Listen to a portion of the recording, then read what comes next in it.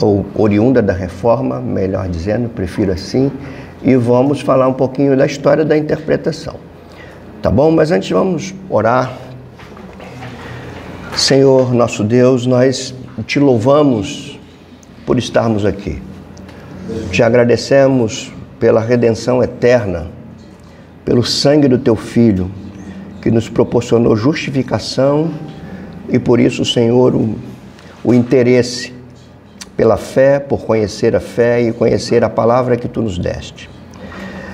Que seja uma manhã enriquecedora e que teu Espírito possa atuar em nós, Senhor, nos livrando da soberba do conhecimento, da altivez própria do ser humano pecador, que ao crescermos no conhecimento, cresçamos também em devoção a Ti, em humildade, em simplicidade e com o desejo de servir.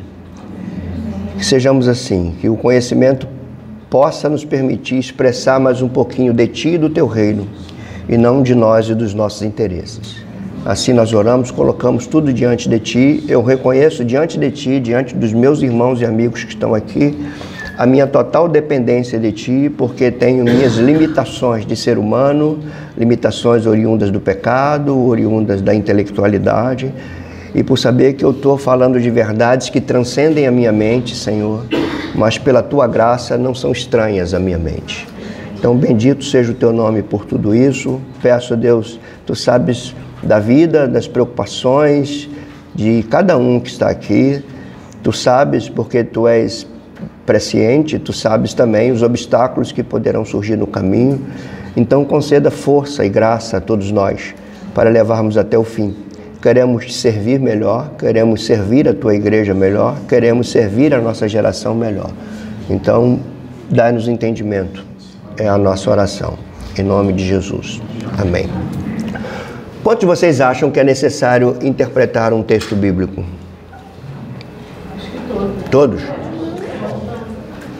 Você acha que todos os cristãos deveriam saber interpretar a Escritura? Sim. Quando você vai dar um conselho para alguém, da tua família, parentes, você fala teologicamente, quando você fala de Deus. Já parou para pensar se o teu conselho que você está dando, ele está fundamentado corretamente naquilo que a Escritura diz?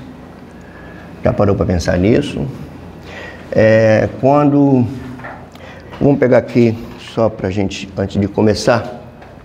Vocês lembram o que diz João 10:10?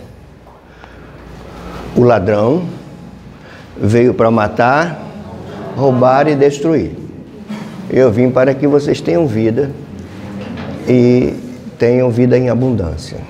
Pergunta que eu vou fazer para vocês. Quem é o ladrão do texto?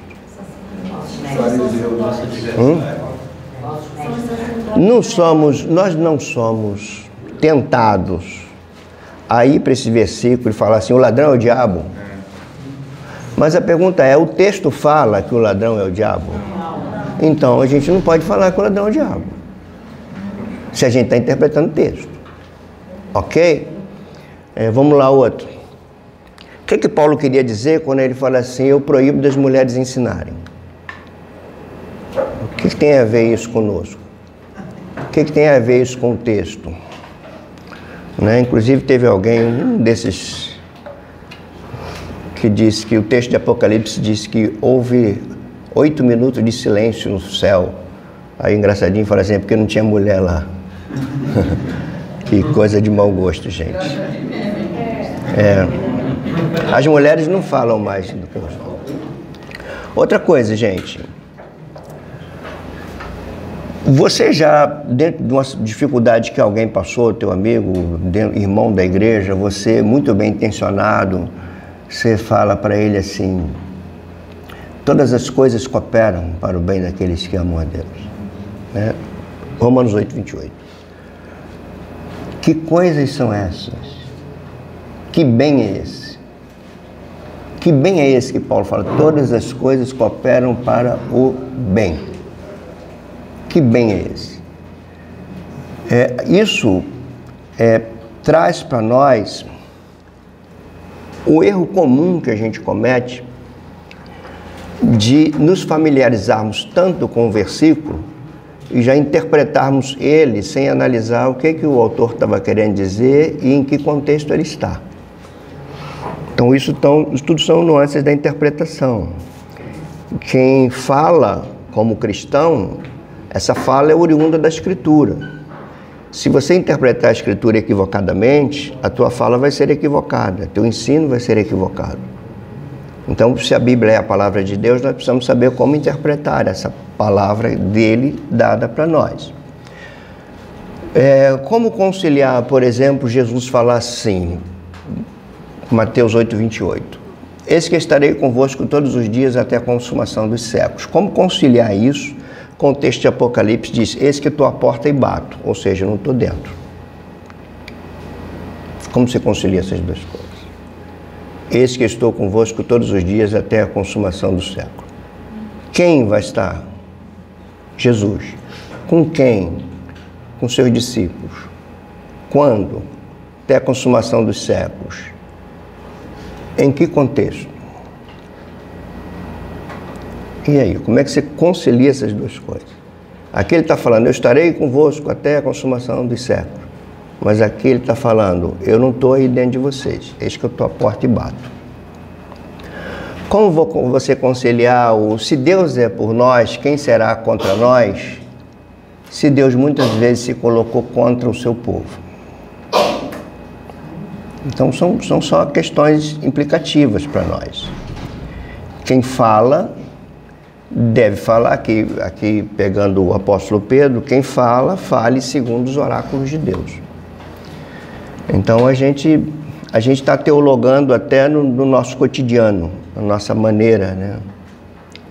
Quando você já deve ter ouvido isso, você vê uma criança que está sendo sepultada, ela fala assim, já está no céu com os anjos, né? Mas de onde você tirou isso?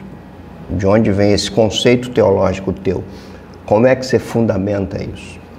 Ok? Antes da gente entrar aqui, já vou eu, né, cara? Até entrar. Quando você olha para o texto,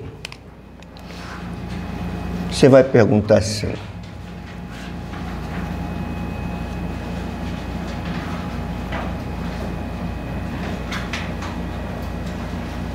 Ok? O que significa? Isso aqui tem a ver com a tarefa de exegese. Ok? A segunda pergunta é: o que significa para mim? Aqui tem um caráter devocional.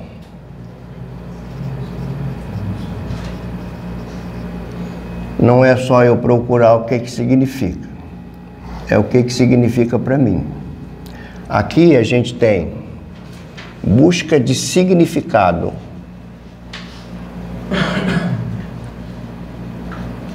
Aqui a gente tem significação.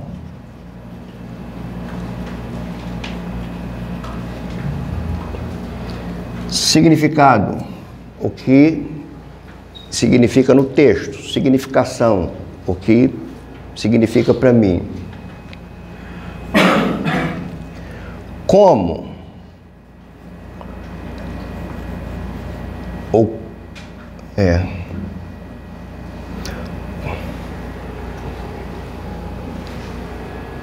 Juro que tinha um apagador aqui.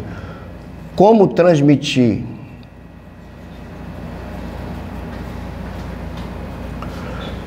O que significa para mim?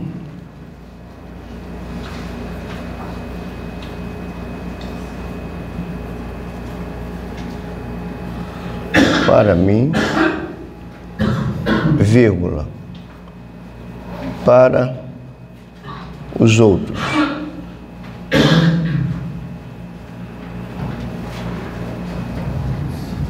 O texto em mim para os outros. Aqui é homilética.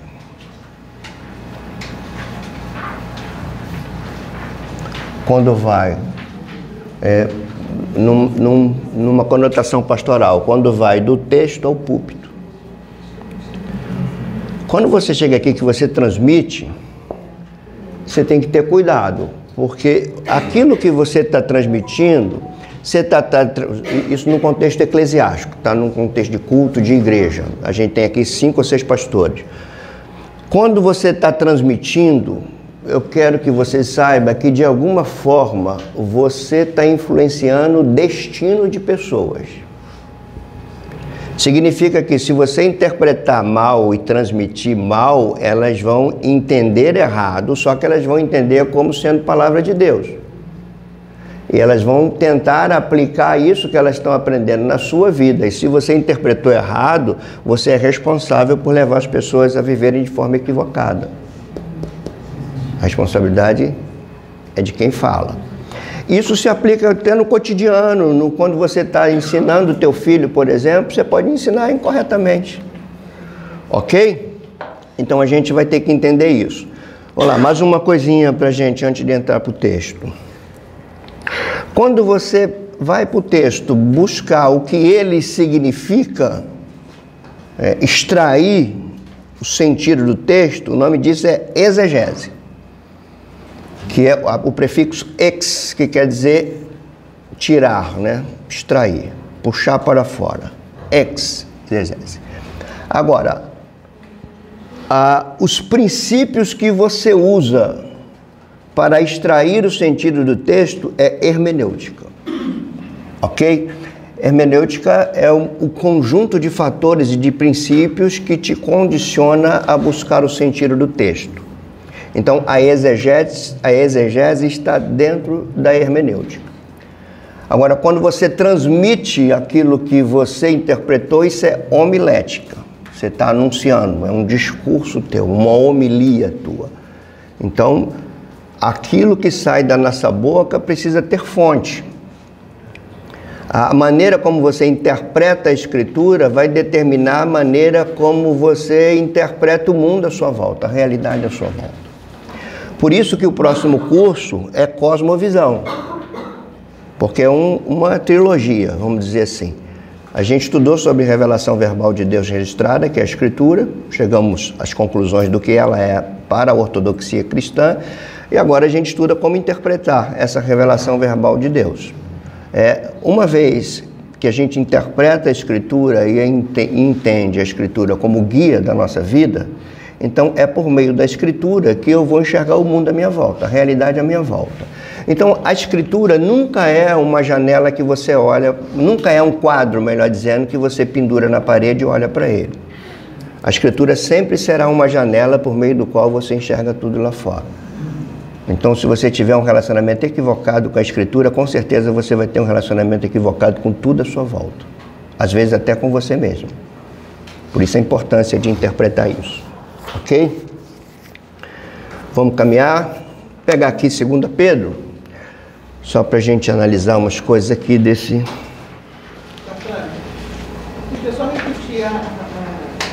Se eu lembrar, eu repito. Olha. Eu também queria. O que é hermenêutica? O sentido de hermenêutica? Eu vou falar ainda aqui. Vou falar aqui. Não, só para matar a cura. A exegese é o ato de extrair. Por exemplo, Deus amou o mundo de tal maneira que deu o seu Filho unigênito para todo que nele crê, não pereça, mas tenha vida eterna. O texto parece ser claro, né? Mas a pergunta é, o que Jesus quis dizer quando falou isso? Qual é o sentido do texto? O que João colocou ali? Para quem ele falou isso? Em que contexto ele falou isso? Então, quando eu vou para a Bíblia buscar essa resposta do sentido do texto, isso é uma exegese. Eu estou extraindo do texto o seu sentido. Agora, os princípios que eu uso para extrair é que é hermenêutica. A hermenêutica é o conjunto de princípios. Você vai ter que entender, por exemplo, contexto literário, contexto social, contexto cultural, contexto temporal, contexto linguístico. A Bíblia é escrita em idiomas que não existem mais, nem o hebraico, nem o grego, nem o aramaico bíblico são línguas que não existem mais. Então, como essa distância linguística, a distância temporal, a distância autoral, a gente vai estudar tudo isso nas próximas aulas. O que é a distância autoral?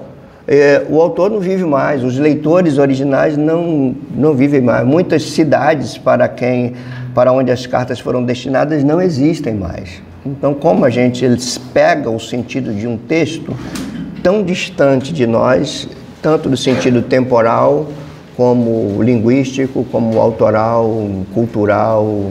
Então, são coisas. A gente tem um abismo muito grande entre nós e o texto, e a hermenêutica nos dá os princípios para transpor esse abismo, para chegar no texto.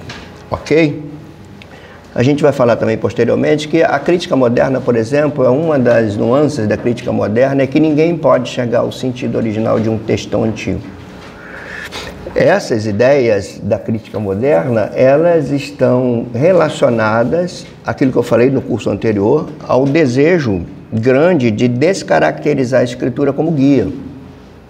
Porque todas as vezes quando se impõem novos pensamentos e novos comportamentos que a Escritura nega, a pós-modernidade vai fazer a pessoa duvidar da Escritura e não dos novos comportamentos. Então vão procurar adequar a Escritura com os novos comportamentos, e daí que vem os abusos no texto. Ok? Por exemplo, Pedro escreve assim: temos assim tanto mais confirmada a palavra profética, e fazeis bem em... É preciso entender. Não basta ler. Deixa eu perguntar para você, é coletivo, mas é individual ao mesmo tempo. Quantas vezes você já foi para um texto já achando o que aquele texto queria dizer? Quantas vezes, né? Vai na consciência coletiva do povo de Deus, e às vezes não é assim. Quer ver? Você pega assim, se tiveres fé do tamanho de um grão de mostarda, é comum falar isso, mas as versões mais a Ara, por exemplo, e outras, não fala do tamanho, fala como.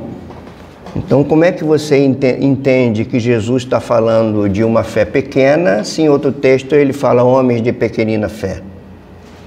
Como é que você casa essas duas coisas? Aí que vem a questão é a mesma coisa aqui, ó. O diabo veio para matar. Tem gente que nem fala o ladrão, fala o diabo veio para matar. Mas o texto, cadê o diabo do texto? Não tem diabo no texto. O diabo está na cabeça. Ele fala que o diabo está dentro de você, vai ficar pesado. Mas está aqui. A gente está chegando agora, os 3 reis magos. Os 3 reis magos. A Bíblia não diz nem que eram 3, nem que eram reis. Uns magos do Oriente. A Igreja Católica depois deu até nome a eles. Acho que é Gaspar, Belchior e Baltazar. Não dá para entender isso, cara. A gente vai ver, entender, ao longo do curso a gente vai pegar isso aí.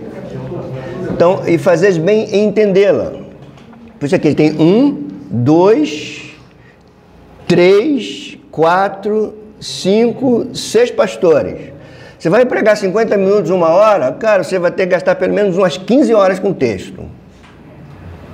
À medida que você se habitua muito a fazer isso, é possível que diminua um pouco. Mas, em princípio, você vai ter. Eu estou pregando em João 10:10. O que eu tenho que fazer? Ler João todo. Entender por que João escreveu. Quais são as divisões do livro de João. Em que seção esse texto que eu vou pregar está contido. Ele está relacionado ao quê? O que vem antes dele? O que vem depois? Por que ele está aqui? Então, são coisas assim que... Pregar não é um ofício para preguiçoso. Ele requer. Vamos lá. Aí depois ele fala dessa palavra profética que deve ser entendida. Ele diz: como a candeia que brilha num lugar tenebroso até que o dia clareie, a estrela da alva nasce em vosso coração. A gente dá a entender aqui, não dá para explicar esse texto, que não é alvo, mas a gente vê aqui um conceito de revelação progressiva, que a gente tratou no curso passado. Sabendo primeiramente isto, que nenhuma profecia da Escritura provém... Você não tem o direito de dar o texto o sentido que você quer. O texto não é teu. Não foi escrito para você. Então, se você quer saber o que se aplica para você, você precisa primeiro saber o que se aplicava lá. Um texto nunca vai significar aqui o que não significava lá. Essa é uma regra da hermenêutica reformada. Eu só posso aplicar uma verdade aqui se eu souber o significado dela lá. O João 10:10, ele fala do ladrão? Não. Ele fala do ladrão como sendo o diabo? Não. Mas você pode aplicar isso ao diabo? Provavelmente sim. Mas você não tem o direito de falar que aquele ali é o diabo. Porque João 10:10 começa em João 9, verso 1. O contexto de João 10:10 é esse. Começa em João 9, verso 1. Outra coisa que complica a gente é que as nossas Bíblias existem subdivisões. As subdivisões, elas são colocadas com o objetivo de facilitar didaticamente a nossa leitura. Mas ela pode complicar, porque quem escreveu não colocou essas subdivisões, subtítulos, né? Você lê lá, por exemplo, sujeitai-vos uns aos outros no temor de Deus, Efésios 5:21. Efésios 5:22 já parece que dá um salto de uma coisa que não tem, aparentemente não tem nada a ver com o verso 21, quando ele diz, mulheres sejam submissas aos vossos maridos como ao Senhor. João 5:22. E entre o versículo 21 e o 22 tem um subtítulo. Os deveres da família, coisa parecida. Depois você sonda aí. Então, quando você está lendo o texto e tem isso, o que vem na tua cabeça? Paulo agora está entrando numa outra coisa, e não é. Não é. E tudo que Paulo está falando ali começa em Efésios 4:1. Rogo-vos que andeis de maneira digna. Então está relacionado a Efésios 4:1. O que ele vai trazer até o final de Efésios 6 é a maneira digna do evangelho com a qual devemos andar. Você pega Efésios 5:15, ele vai repetir o verbo andar. Ele fala no verso 1, ele fala no verso 15, ele fala no capítulo 4, no verso 17, ele fala no capítulo 2, ele usa muito o verbo andar, que tem a ver com viver, né? O andar é viver. Quando ele diz em 4:1, rogo-vos que andeis de maneira digna da vocação com que foste chamado. No verso 15 ele diz, ande prudentemente como sábios e não como nécios. Ele mostra dois caminhos. Remina o tempo porque os dias são maus. Por isso procurai compreender a vontade do Senhor. E não vos embriagueis com vinho, mas enchei-vos do Espírito, falando entre vós, com salmos, hinos, cânticos espirituais, louvando ao Senhor. Depois ele diz, sujeitando uns aos outros. Depois ele entra, mulheres, amem seus maridos, mulheres submetam-se a seus maridos, marido amem suas mulheres, filhos obedeçam seus pais, pais não provoquem ira aos seus filhos, servos obedeçam aos seus senhores, senhores tratam os seus servos como no Senhor. Tudo isso é o andar. E se você quer pegar um contexto mais imediato, o verso 18 ele vai falar assim, não vos embriagueis com vinho. Aí você tem que perguntar para o texto, que vinho é esse que Paulo está falando? Será que ele está falando do vinho seco que eu tomo lá no meu almoço? Será que é isso? O que Paulo está falando? Por que ele fala não se embriagueis com vinho? O que tem a ver não vos embriagueis com vinho com falais entre vós? O que tem a ver vinho com falar? Então o texto está te exigindo isso, cara. Por isso você tem que queimar a pestana. Aí vai, não vos embriagueis com vinho, mas enchei-vos do Espírito. Aí se você pega dentro da língua portuguesa mesmo, você vai ver Paulo usando na língua portuguesa o que a gente chama de forma nominal. Ele vai usar o gerúndio, que é o verbo em andamento. A pergunta ele vai dizer, não vos embriagueis com vinho. Aí você vai fazer a pergunta, como? E ele vai responder, primeiro, falando entre vós. Depois ele vai falar, sujeitando uns aos outros. Aí depois você vai entender o princípio de ser cheio do Espírito Santo se deslocando do ambiente do culto para o ambiente familiar. Como é que eu sou cheio do Espírito Santo dentro da minha casa? Como? Jejuando, orando, isso aqui pode ser até importante. Mas como é que eu sou cheio do Espírito dentro da minha casa? É quando eu amo minha esposa, quando a minha esposa sabe submeter a mim, quando eu sei ter um relacionamento com meu filho, um relacionamento que expressa o caráter do reino de Deus. Quando a gente vai fazendo isso tudo, aí esse fluxo, refluxo do Espírito Santo, quanto mais você se enche, mais você deseja se encher. Porque a palavra ali, enchei-vos, além de ser o imperativo, é uma ordem, que Paulo está dando, ele é o imperativo de perenidade, de constância. Você nunca vai estar cheio completamente. Você vai se encher sempre. E o ser cheio do Espírito ali não tem a ver com você receber mais do Espírito. Porque Deus, aí você vai relacionar isso com João 1. Deus não dá o Espírito sob medida, por medida. Ele derramou a porção do Espírito, derramou o Espírito sobre nós. Então aqui ninguém tem mais do Espírito do que outro. O que ocorre é o Espírito está influenciando mais uns do que outros. O ser cheio ali não é como alguma coisa de fora para dentro, é alguma coisa de dentro para fora. Então você tem que ter cuidado quando você pega um texto, por exemplo, do Antigo Testamento, quando Eliseu fala assim, eu quero porção dobrada do seu Espírito. Quantas vezes você já viu alguém, ou talvez você seja... O que está vendo aí? Hã? Desligou aqui. Não vai continuar, deixa eu... Eu já perdi o fio da meada aqui. Se puder sentar o pandeiro lá e ficar quietinho. Ele está tentando ligar. Então, quando você pega lá, por exemplo, Eliseu falando, eu quero... Não é Eliseu aqui não, tá? O Eliseu é o profeta da Bíblia. Eu quero porção dobrada do seu Espírito. Vamos supor que Eliseu lê, se Eliseu aqui leia isso, e comece a orar assim, eu quero uma porção dobrada do seu Espírito. O que ele leu lá é um texto normativo, estabeleceu uma norma. Eu posso querer hoje porção dobrada do Espírito, eu posso até ser bem intencionado, orar pelo Alex aqui, e falar assim, Senhor, dê porção dobrada do seu Espírito para ele. E o Espírito Santo depois pode falar comigo, falando que você tem que estudar mais a Escritura, não tem Espírito sob medida, o Espírito foi derramado para a igreja, diferente da época de lá, de Elias e Eliseu. Não é mais assim, vocês já estão no advento do Espírito, o dom do Espírito chegou, não é você ter uma porção dobrada para ser superior àquele que tem uma porção única. Isso não tem sentido bíblico, isso não tem nenhum apoio no Novo Testamento. Mas nós levamos isso para dentro do texto, entendeu? Daqui a pouco a gente vai ver o que é extrair do texto e o que é inserir no texto. Como é a diferença de uma coisa para outra. Quem me chamou aí? Alguém me chamou? Andréia. Eu falei sobre, já que o senhor está nesse... Espera aí, Andréia está na tua frente ali. Vai, André. Eu tenho esse texto, porção dobrada, o senhor está falando que eu creio também dessa forma, o senhor já derramou, mas eu sempre, bato assim nessa tecla na minha casa, de que o senhor já derramou. E aquele que busca mais, assim, que se debruça mais sobre aquilo.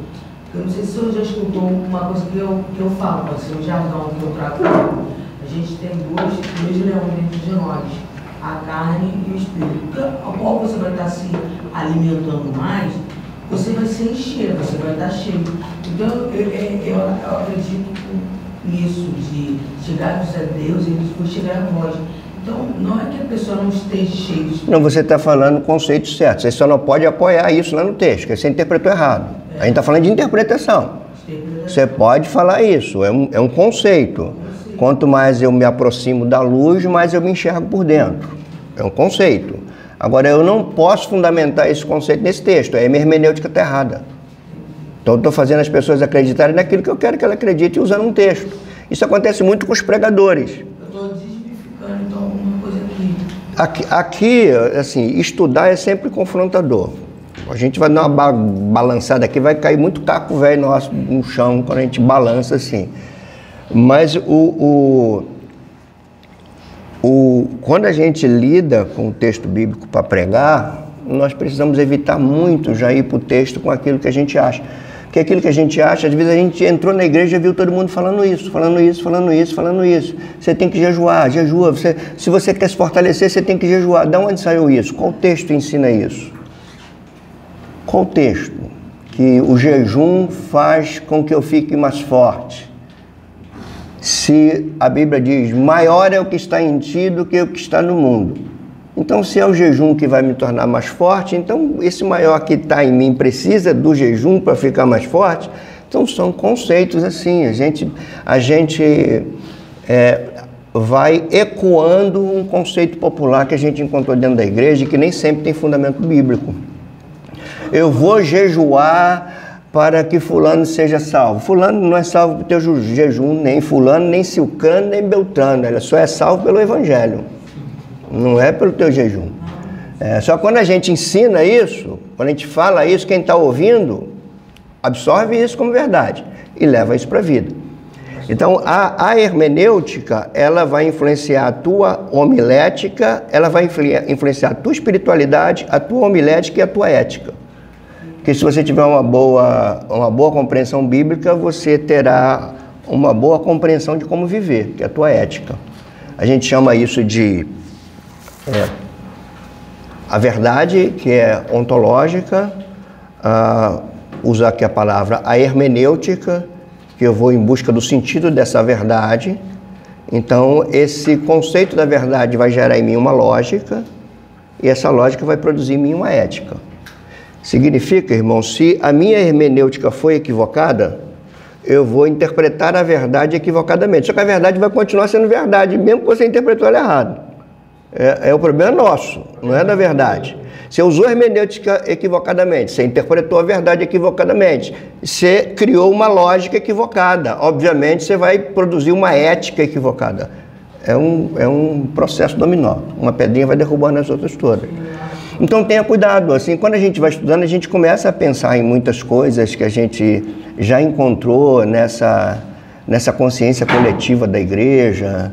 Aí a gente tem que ver se os textos dizem isso mesmo, né? É aquilo que eu falei, se você tiver uma fé do tamanho, como é que é isso? Ele está falando de quantidade de fé ou qualidade de fé? Ele está falando do tamanho ou como? Aí difere uma coisa da outra, né? Fala, Eliseu. Mas quando Jesus fala lá com os apóstolos que essa casca de demônio só sai... Você viu esse versículo em outro texto? Essa é outra regra de hermenêutica. Você nunca pode criar uma doutrina em cima de um único versículo. Porque, duas coisas. Primeiro, aquele texto está entre colchetes, se você reparar bem. Significa que ele não está no manuscrito original. Até aí não tem problema, porque se ele fosse ratificado em outros pontos. Mas ele não é ratificado em outros pontos. Quando Jesus envia, ele não fala jejuem para que os demônios se submetam. Ele em meu nome, não é no jejum de vocês. Então essa é outra coisa que está no universo popular e que não é uma verdade bíblica. A gente tem autoridade sobre os demônios por estarmos debaixo da autoridade de Jesus Cristo. Não é por causa do nosso jejum. É porque está debaixo de autoridade. É o que o centurião falava para ele. O que o centurião falou para ele? Aí eu vou na tua casa. Não precisa ir, porque eu também tenho homens debaixo da minha autoridade. Eu digo, esse vai, faz isso, esse faz isso, eles obedecem. Ou seja, basta que seja debaixo da tua autoridade. Então a questão do nome de Jesus é autoridade. Também não é, quando você usa o nome de Jesus, não é uma espécie de vocábulo mágico. Alguém ora e fala assim, caramba, tua oração não deu certo, né? Porque no final você não falou no nome de Jesus, né? Isso existe, né?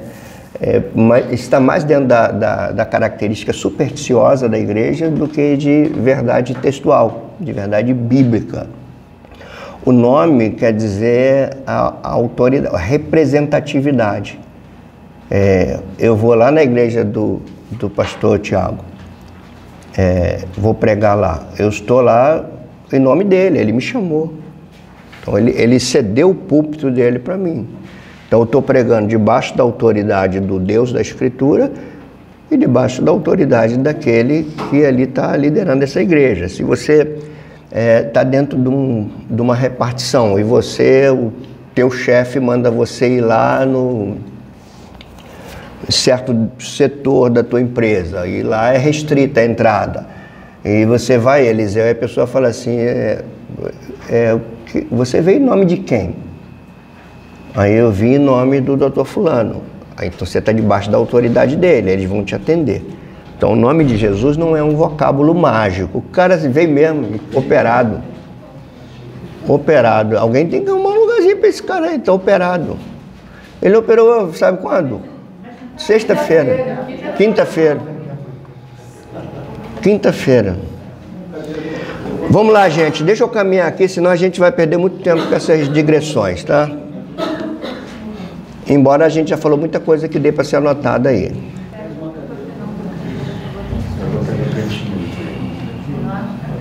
Quando você lê Mateus assim, ó, isso aconteceu para que se cumprisse, ele está interpretando. Quando Paulo fala assim, Agar e Sara representam duas alianças, Gálatas 4. Ele está interpretando. E ele está usando um método interpretativo que a gente vai estudar ali, questionável, que é o método alegórico. Ele está usando alegoria, isso aqui são duas alegorias. Gente, o negócio promete, hein? Deixa eu fazer algumas considerações importantes aqui. Embora ao longo do curso nós estaremos abordando algumas formas de interpretação, o nosso fio condutor, eu queria que vocês entendessem isso, tá? O nosso fio condutor será a interpretação numa perspectiva reformada ou num legado da reforma. Essa é a nossa maneira de interpretar a Escritura, porque é uma maneira ortodoxa de interpretar a Escritura. Porque a salada teológica que a gente vê hoje é por conta da diversidade de formas de interpretar a Escritura. Então, se você quer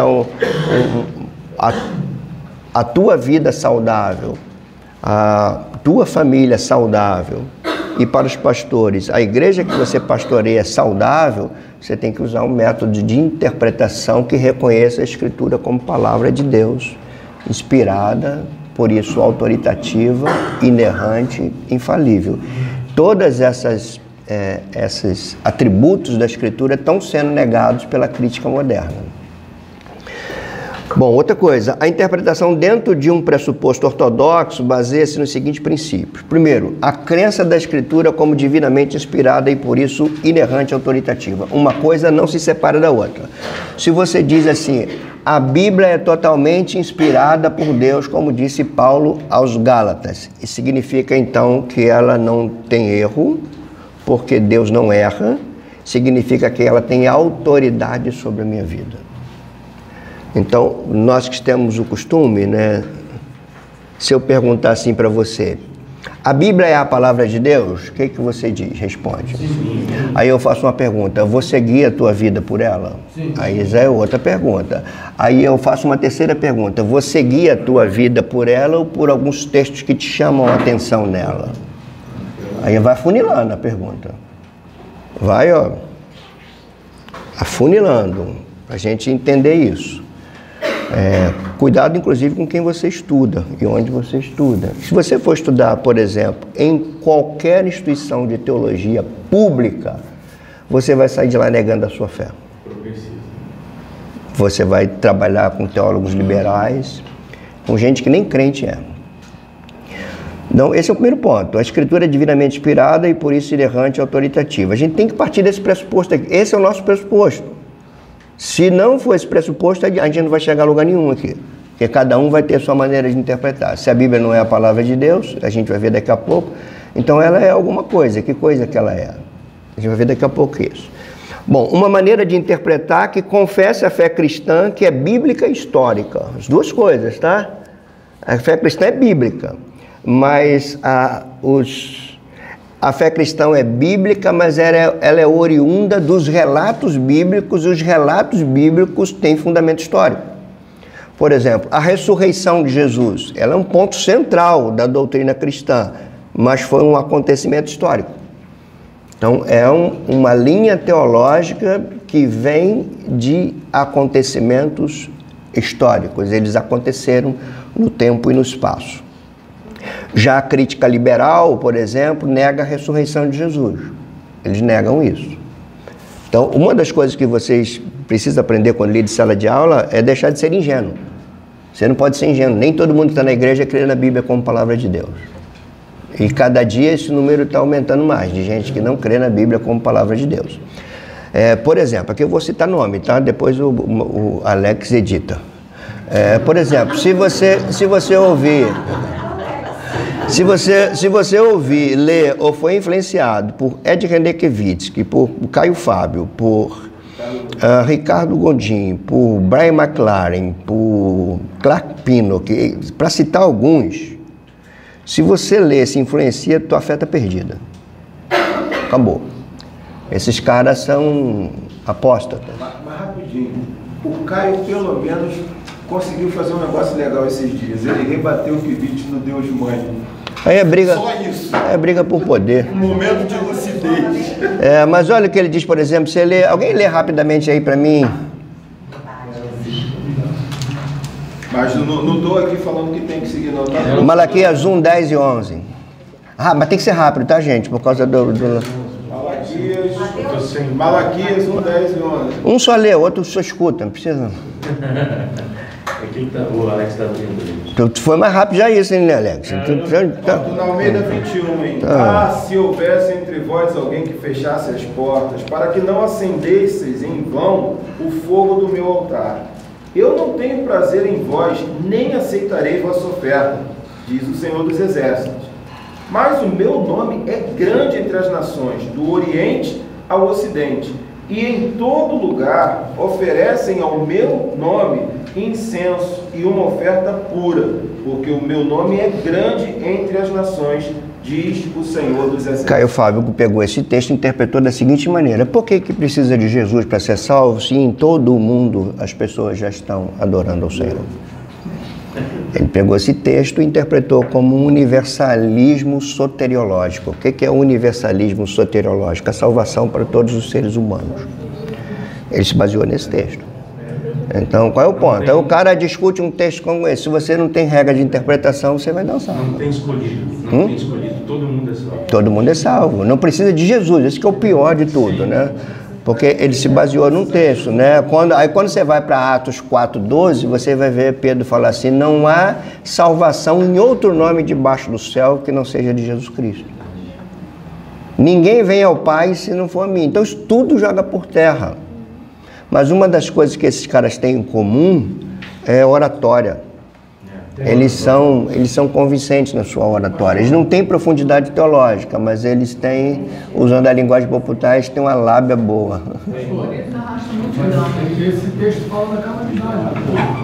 Ele fala de muitas coisas, mas ele é um texto profético também. Ele aponta para um futuro onde gente de todas as terras, línguas e nações vão se render a ele. Você tem que entender esse texto com Filipenses 2, todo joelho se dobrará no céu, na terra, debaixo da terra. Você não pode tirar a interpretação dentro do próprio versículo. Você quebra tudo, é o que ele fez. Vamos lá, gente. É necessário entendermos que este curso não pretende falar, ou melhor, não pretende expor a hermenêutica dos reformadores, ou seja, aqui eu não vou trabalhar com vocês como é que Lutero interpretava, como é que Zwingli interpretava, mas sim como o legado da reforma, que maneira de interpretar a Escritura a reforma deixou para nós. É isso que a gente vai trabalhar. Os princípios, métodos específicos que são oriundos do período da reforma protestante do século XVI. A gente vai estudar isso mais para frente, mas a gente precisa fazer uma pergunta. Por que com a reforma protestante foi resgatado um método? Que método é esse que a reforma protestante resgatou? Por que teve que resgatar? Qual era o método hermenêutico que a Igreja Católica Romana usava? Isso tem a ver com a gente? A gente vai ver isso tudo que tem, tá? Mas na frente a gente vai ver. Como veremos adiante, o método de interpretação, aqui eu quero que vocês gravem isso, tá? O método de interpretação que a gente vai estudar, que eu defendo, que eu exorto vocês a defenderem. Se você não defender esse método de interpretação, você, por favor, não fale comigo, bota o dedinho aqui, tô de mal contigo, acabou. É o método histórico-gramatical. MHG. Por que eu tenho que citar isso? Porque tem um método que é o oposto dele, que é o método histórico crítico. A gente vai ver em dezembro isso.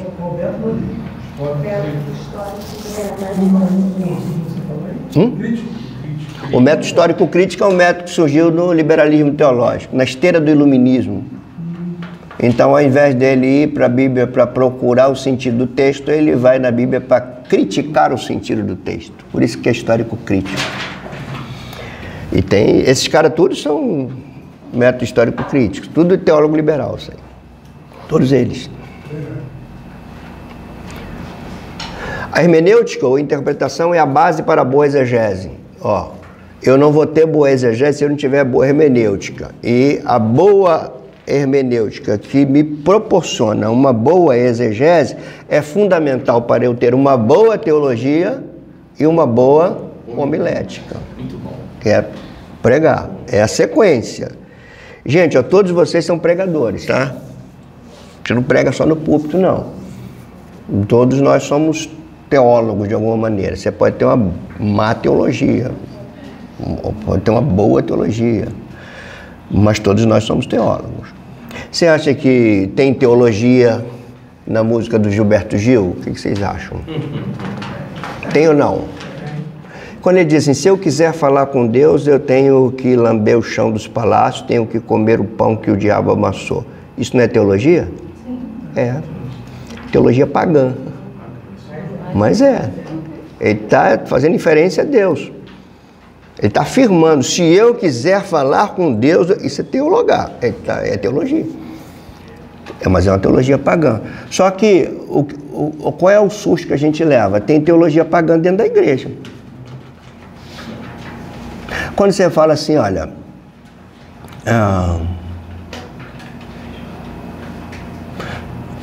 eu tenho que tomar cuidado que tem pastores aqui, vai lá que eles praticam isso.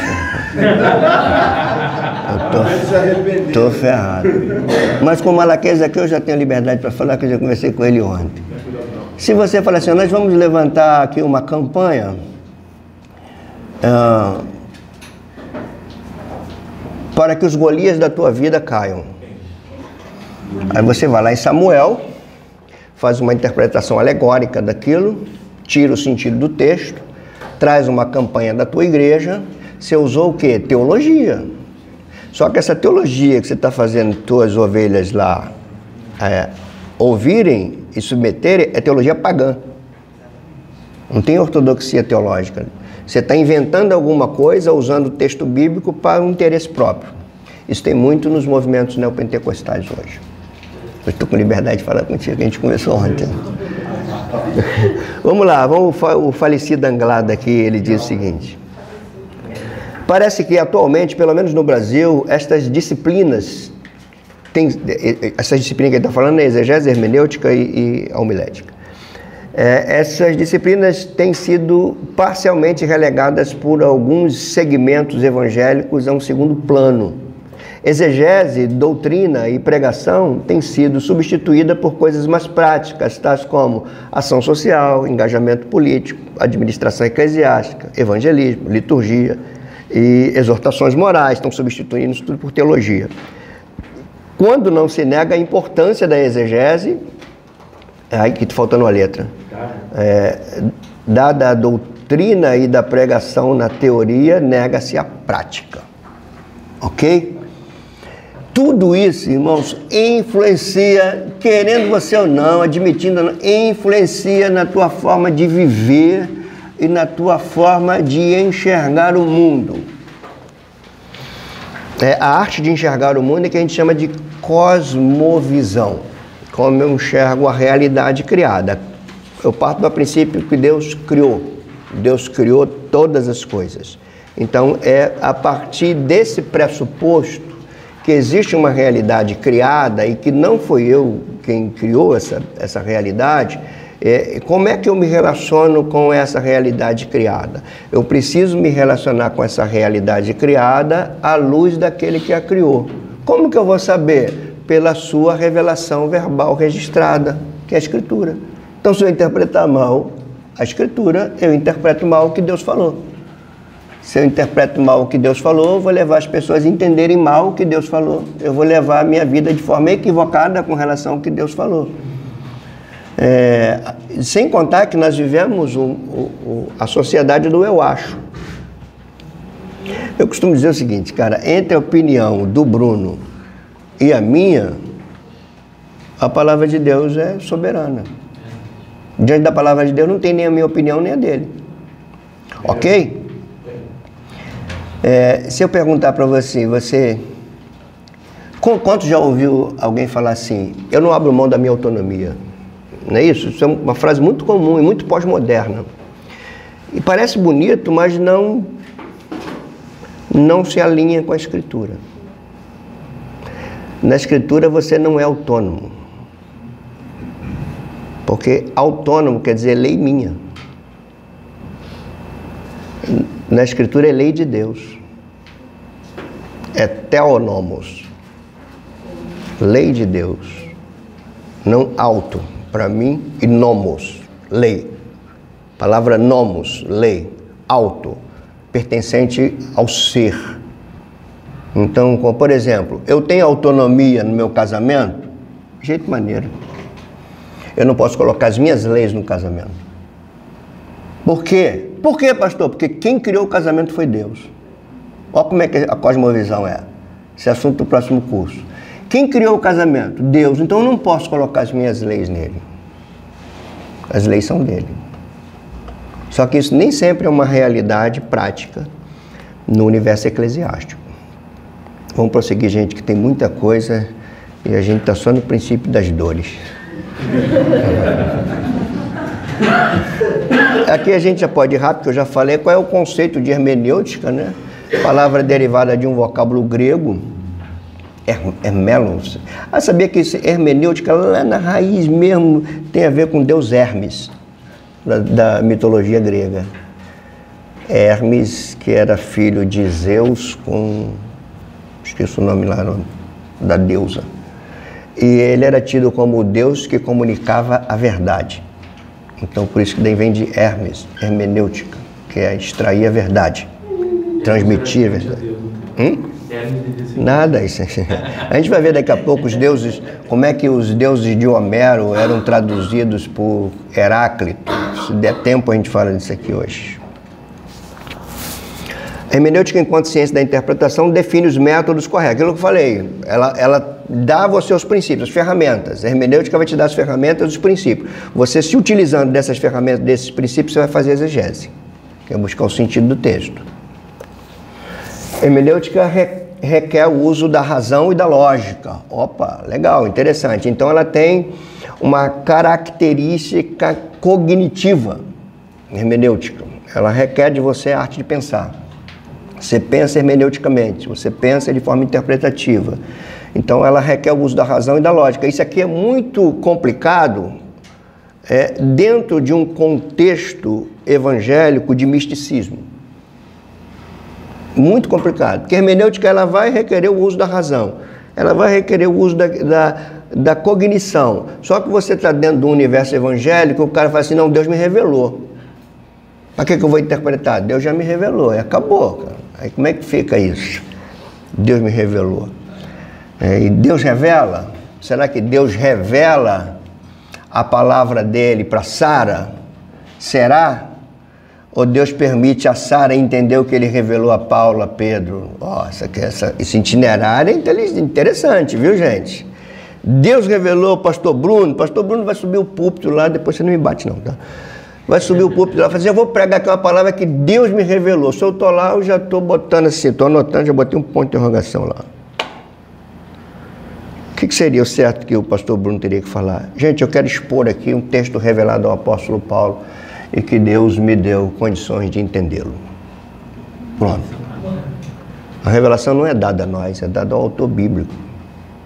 Esse é o sentido de Theos Pneutos. Ele soprou. Ele não soprou a mim, ele soprou ao autor bíblico, que registrou. Foi revelado ao autor bíblico, não a mim. Já foi revelado. Então, a inspiração da Escritura é o registro da revelação. Por exemplo, o anjo do Senhor apareceu a Abraão. Isso é revelação.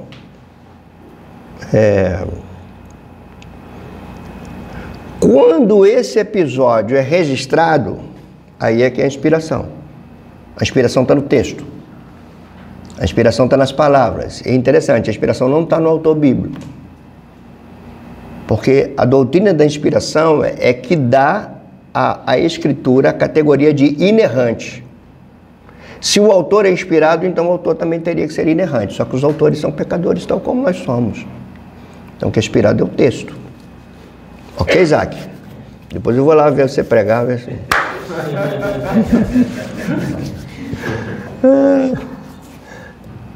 Agora, hermenêutica pode também ser vista como uma arte, a arte de interpretar, porque exige imaginação.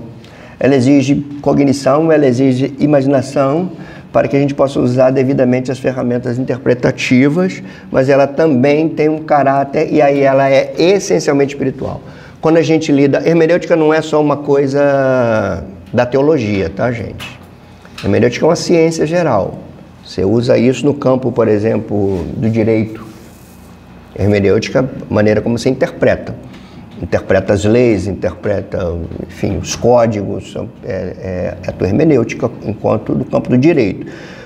Do ponto de vista eclesiástico, não existe hermenêutica sem essência espiritual.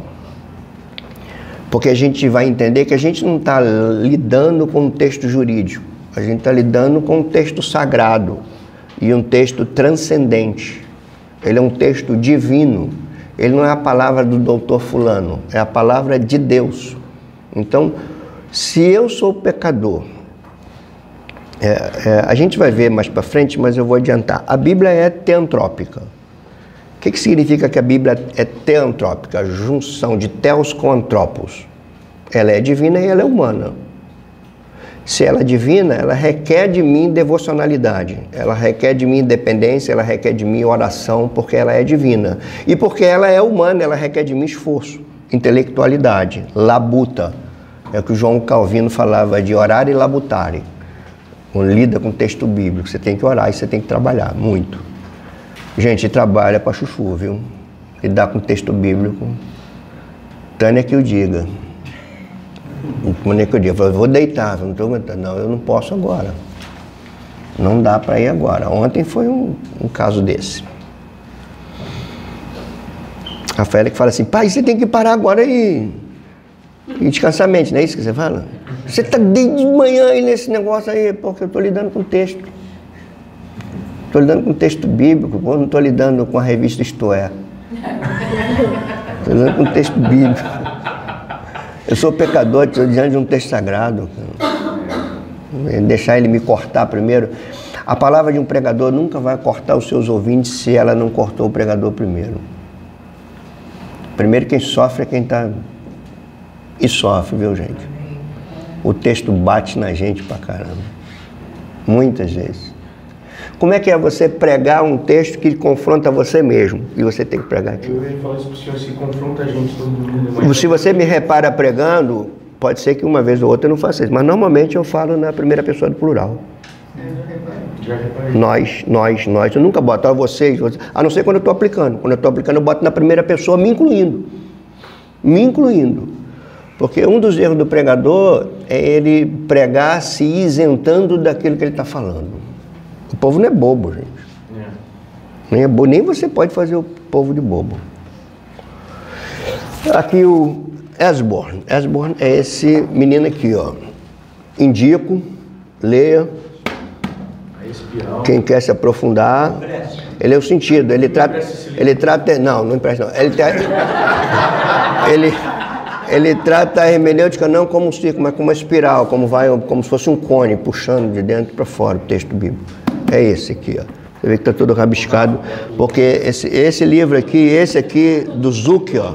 Esse aqui é também interpretação bíblica do Zuck. Todos os dois eu li, esse daqui eu tive que fazer dos dois, eu tive que fazer resenha.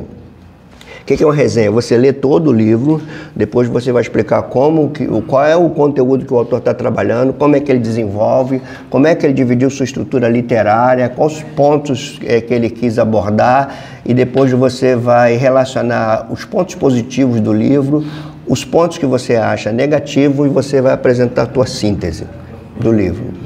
Isso aí são os trabalhos. Eu fiz crítica. Eu fiz crítica ao Zuck. Lá no Martin Bucer. Por que eu fiz crítica a ele? Ele abordava alguns textos interpretativos vindo já com sua escatologia pré-milenista na mente. Então, quando eu vou com uma escatologia pré-milenista, eu vou ver pré-milenismo no texto, mas nem todo mundo que está me ouvindo é pré-milenista. Então, eu não posso colocar o que eu acho do texto. Ele pegou Isaías lá, que fala do leão, brincando, ele falou, isso aqui vai acontecer no milênio, mas onde que no texto fala que aquilo ali é milênio? Então ele deu o texto, só que o livro dele é de interpretação, ele está cometendo um erro primário de interpretação. E eu mandei ver lá, cara, eu critiquei o livro.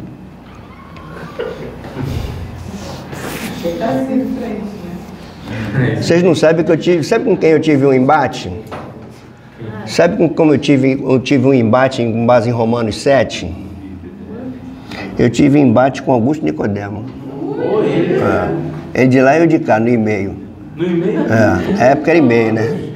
Aí ele falou, no final ele falou assim, tudo bem, Afrânio, fica aí com o teu ponto de vista. Aí a gente não vai chegar a um acordo mesmo, falando. Porque ele argumenta que o indivíduo de Romanos 7 é um sujeito mesmo. Quando ele diz assim, miserável homem que sou, ele fala que ele não está falando para crente, aquele ali é um personagem fictício que Paulo está. Aí eu falei, pô, doutor, onde você está achando isso no texto? Onde está isso no texto? Não está no texto. Mas como como é um grande erudito, né, ele argumenta. Só que não foi no texto. Quis dizer que eu tive embate também com o Jorge Madureira, mas foi mais... Ali eu me rendi. Ali eu me rendi. Foi com base na palavra frônese de Filipenses 2. De Filipenses 2. Aí quando ele tem de vós o mesmo sentimento, ele fala, não tem nada a ver com sentir, tem a ver com obedecer. E eu falei, pô, cara, eu já preguei errado então. Ele falou, então pede perdão à igreja. É isso, meu. A coisa é puxada.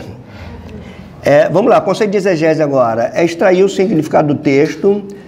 Exegese visa puxar o significado que está no texto. A hermenêutica vai te dar as ferramentas para você chegar até esse sentido. A exegese é quando você extrai. Extrair. Por exemplo, exortar. Extrair ânimo de alguém. Não é dar paulada na cabeça dos outros. Ele fala assim, pastor exortou a igreja. Exortar usando uma expressão mais poética, erguer com palavras doces. Exegese ou exegese? E aí? Qual é a diferença de um para o outro? Enquanto esse prefixo ex quer dizer extrair, o ex quer dizer inserir. Aí você tem que olhar, agora você tem que fazer autocrítica. O que você está fazendo quando você lida com o texto? Exegese ou exegese? Se você vai lá e fala assim, olha, o diabo veio para matar, roubar e destruir, é exegese ou exegese? Você colocou o diabo lá, o diabo já tem culpa de muita coisa, ainda botou mais uma nele. Botou o diabo no texto, né? Embora depois você possa até aplicar a ele. Vamos lá.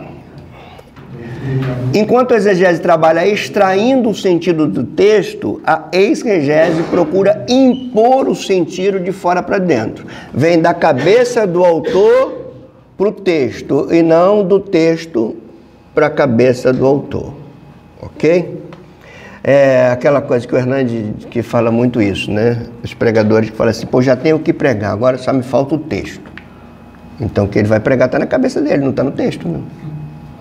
Falta só o texto para quê? Para respaldar o que está na cabeça dele. Então tenham cuidado, porque quando você prega, quando você aconselha, quando você instrui, você pode estar dando à pessoa a tua palavra e não a palavra de Deus. E o que permanece para sempre é a palavra de Deus, a tua não. No trabalho de interpretação bíblica, nunca devemos impor o sentido e o significado ao texto, ou seja, não podemos fazer exegese. Às vezes você é tentado a isso, né, gente? Que você pega uma parábola, por exemplo, você é tentado a dizer isso aqui significa isso aqui significa aquilo, isso aqui significa aquilo. Já está na tua cabeça. Mas você tem que parar assim, pô, quem contou essa parábola estava pretendendo o que com isso? E aí você tem que perguntar, você tem que fazer isso. É essa. Hermenêutica são as regras para interpretação. Exegese, a interpretação em si, procurando encontrar o sentido correto do texto, que deve estar em harmonia com a escritura. Você vai entender, olha, o texto, o contexto imediato, o contexto mais extenso, o contexto canônico. Esses círculozinhos precisam estar ligados um ao outro. Aquilo que eu falei, bom, se vocês confiam na minha cabeça. Romanos 28 diz, tudo coopera para o bem daqueles que amam a Deus, daqueles que são chamados segundo o seu propósito. Você não é tentado de usar um texto desse para animar as pessoas? Muito tentado. Muito. Você está lá, você é um pregador daqueles fervorosos, né? Que a tarefa da pregação é um perigo, porque o que você pode se encher de vaidade, o que você pode se encher de holofote, querer holofote para você é muito comum. Às vezes eu vejo alguns alunos assim, os alunos falam assim, pastor, dá uma olhada aí no... Os alunos lá da EMADEP faziam muito isso. Dá uma olhada aí no que eu preguei. Eu falei, cara, por que tá sassaricando o texto desse jeito, pulando? Não, para que você tá fazendo isso? Quer chamar atenção para você, cara? Que fica, mano, de três jeitos, que fica assim, quer ver? Deixa eu... Pega aqui, começa, saiu da igreja com a paz do Senhor, começa a pregar, porque o Senhor... Aí começa, por que isso? Tá com mola no pé, cara? Prega, para de chamar atenção para você, para, você tem que chamar as pessoas para a palavra, não é para você. Aí vai para cá e vai para lá, e porque Deus e tem uma... Você já deve ter ouvido isso. Aleluia, aleluia. E homilética é o resultado disso, exposição do texto e entrega com fidelidade, visando proclamação e aplicação da verdade bíblica. Os grandes pregadores, por exemplo, é Jonathan Edwards. A pregação dele que até falado, hoje não se pregaria uma coisa dessa, como pecadores nas mãos de um Deus irado. Sabe como é que Jonathan, ele enxergava pouco? Ele pregava assim, ó, com a cabeça pro texto assim, lendo. E lendo, nem direito ele olhava para a plateia, e lendo. Enquanto ele estava lendo aquilo tudo, as pessoas estavam chorando, quebrando, se ajoelhando. Talvez hoje esse tipo de pregação, aquela pregação dele, tem um livro só sobre isso. É um contexto diferente, né? Um contexto social diferente. Talvez não se aplique hoje. A maneira de se expor a mesma verdade que ele expôs naquela época, talvez seja de maneira diferente. Quais são os pressupostos da reforma com relação à escritura? Esse aqui é o ponto. Você vai lidar com hermenêutica, o que a escritura é para você. É isso. O que a escritura é para mim? O que a escritura era para o movimento da reforma? Como que eles tiveram que lidar com a escritura? Por que eles fizeram isso? A Igreja Católica, como que ela lidava com a escritura? A Igreja Católica Romana, sobretudo na segunda metade da Idade Média, a Igreja Católica se colocou com a prerrogativa da autoridade, tal como da Escritura. A Escritura e a Igreja tinham a mesma autoridade e depois a própria Igreja tinha mais autoridade que a Escritura.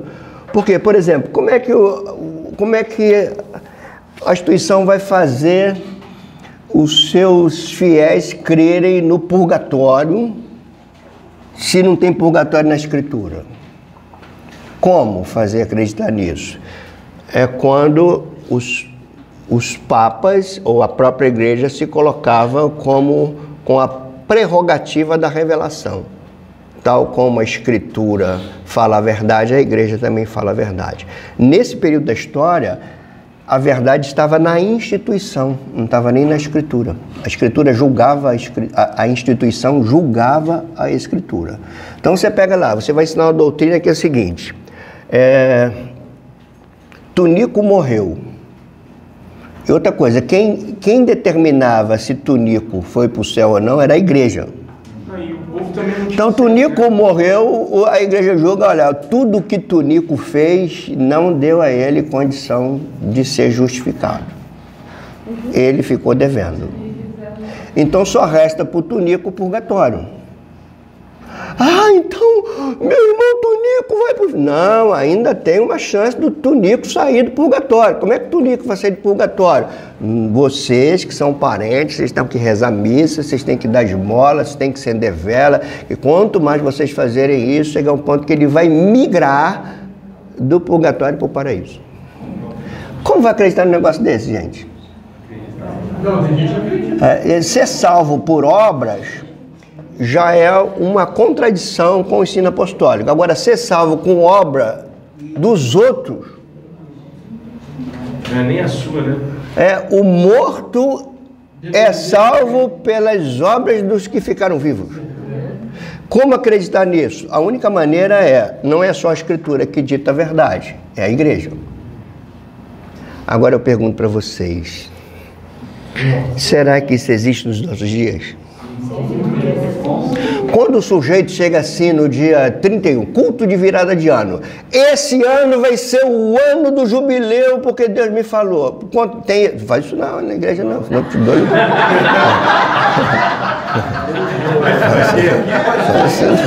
Faz isso não. Esse ano é o ano que ele tá trazendo para si a prerrogativa da revelação. O povo que saiu de casa vai tudo acreditar nele. Por isso, irmãos, olha, é claro que deve ter exceções, mas estou falando em linhas gerais.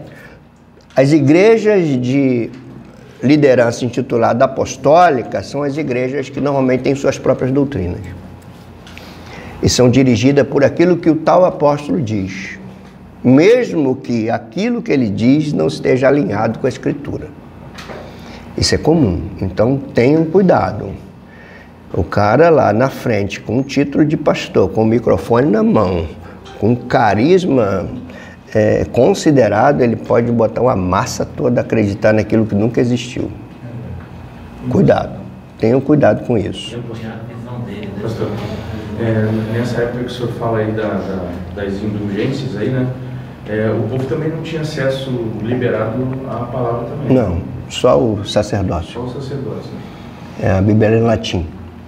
Inclusive, uma das causas que levou John Wycliffe a ser excomungado foi o desejo dele de traduzir a Bíblia para o inglês.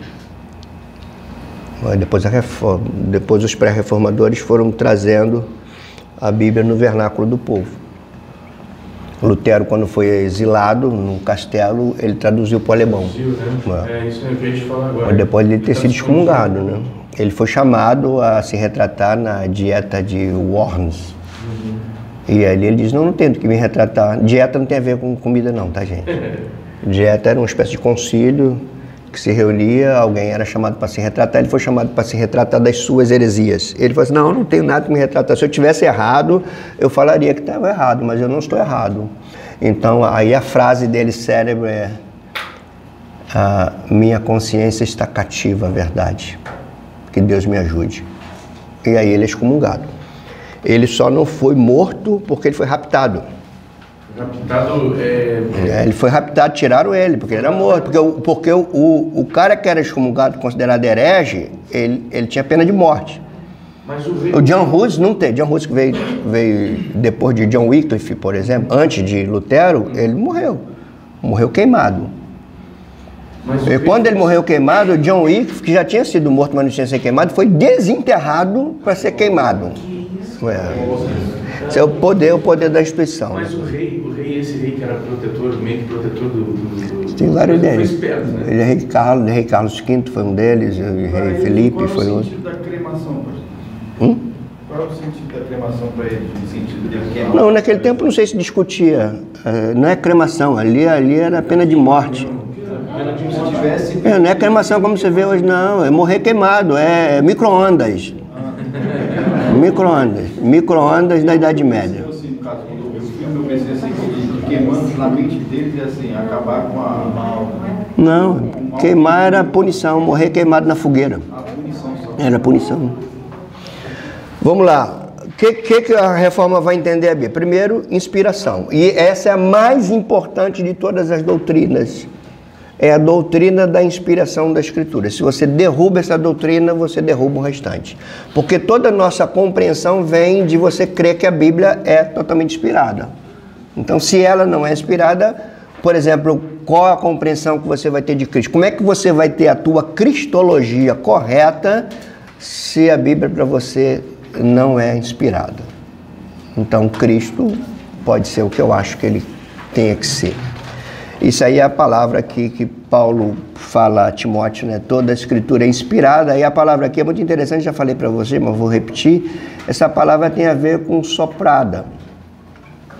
Ela é soprada pelo próprio Deus, pelo próprio Espírito, pelo Ruach, soprado. E o termo grego aqui é theopneustos, que significa soprado. É uma raiz, é uma expressão grega que tem raiz lá em Gênesis, quando diz que Deus soprou o fôlego da vida e o homem se tornou alma vivente. Então esse soprar, toda a Escritura é inspirada, não é o autor inspirado, é a Escritura, é o texto, é o que dá vida à Escritura, é de fato a palavra de Deus direta a nós. Então quando você canta assim, do crente ao ateu, ninguém explica a Deus, pode ser bonitinho, mas está errado. Bonitinho, chora e tudo, levanta a mãozinha assim, igual tá no show, né? Do crente, o primeiro que você está se comparando a um ateu. O ateu não explica a Deus, nem eu. Coitados do ateu, depender de mim, ele está perdido, porque ele não explica e nem eu explico, a gente vai morrer na mesma bacia aqui. A gente canta sem pensar, gente. Eu não posso definir Deus. Explicar eu posso e devo explicar aquilo que ele revelou de si mesmo. Eu posso explicar que ele é um, que existe em 3 pessoas. Eu posso explicar que ele é soberano, que ele é criador, que ele criou, ele veio ao mundo para salvar, ele sustenta a criação. Eu posso falar disso tudo. Quando eu falo isso tudo, eu estou explicando Deus.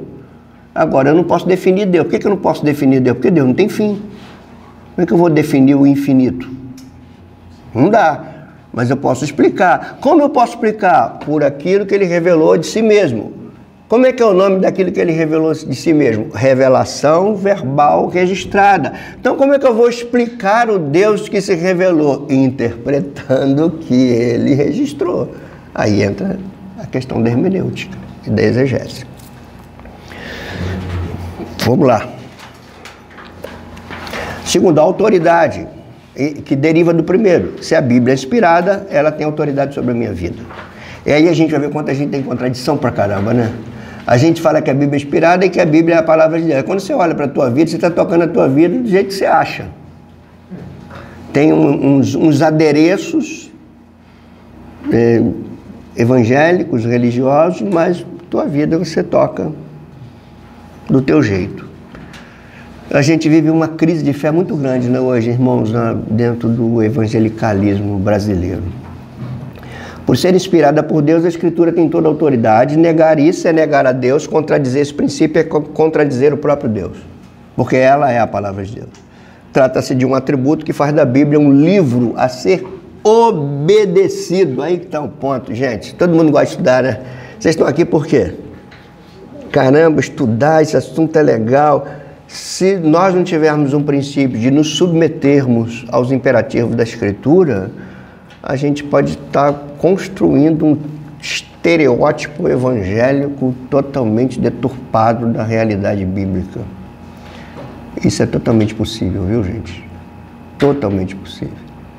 A Escritura, por exemplo, vamos lembrar aqui de alguns textos, né? Justificados, pois, pela fé, temos paz com Deus. Romanos 5:1. Como é que eu interpreto isso? Você vai chegar a alguma interpretação mais ou menos óbvia, né? A justificação ocorre por eu ter crido. Justificados, pois, pela fé. O que significa ser justificado? Por que Paulo usa essa expressão aqui? Justificação não é uma expressão usada por Pedro. Paulo usa, porque ele está tirando essa expressão do mundo romano. Para dizer a verdade, essa expressão tem uma conotação forense, do direito. Ele está falando de uma absolvição. Uma vez eu conversando com um aluno, ele falou assim, aluno, pai, o pastor me ajuda, porque o meu pastor não está entendendo não, cara, que eu fui falar sobre regeneração. Ele falou, regeneração não tem nada a ver com nova vida não, regeneração é o cara que estava bebendo lá, ele se regenerou, agora não bebe mais. Então o cara entende isso, não entende como regeneração um novo gênio, uma nova vida, uma nova criação que a gente tem. Então voltando para Romanos 5:1, ó, como é que tem implicações. Você tá lendo a palavra, esse aqui é a palavra de Deus. Justificados, pois, pela fé, eu tenho paz com Deus. Que paz é essa? Quando Paulo diz assim, seja a paz de Cristo o árbitro no vosso coração.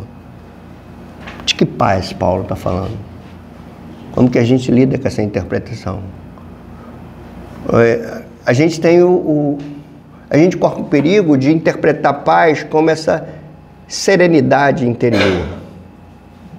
É justificado depois, agora eu estou com paz no meu coração. Não sei, tem muita aflição ainda.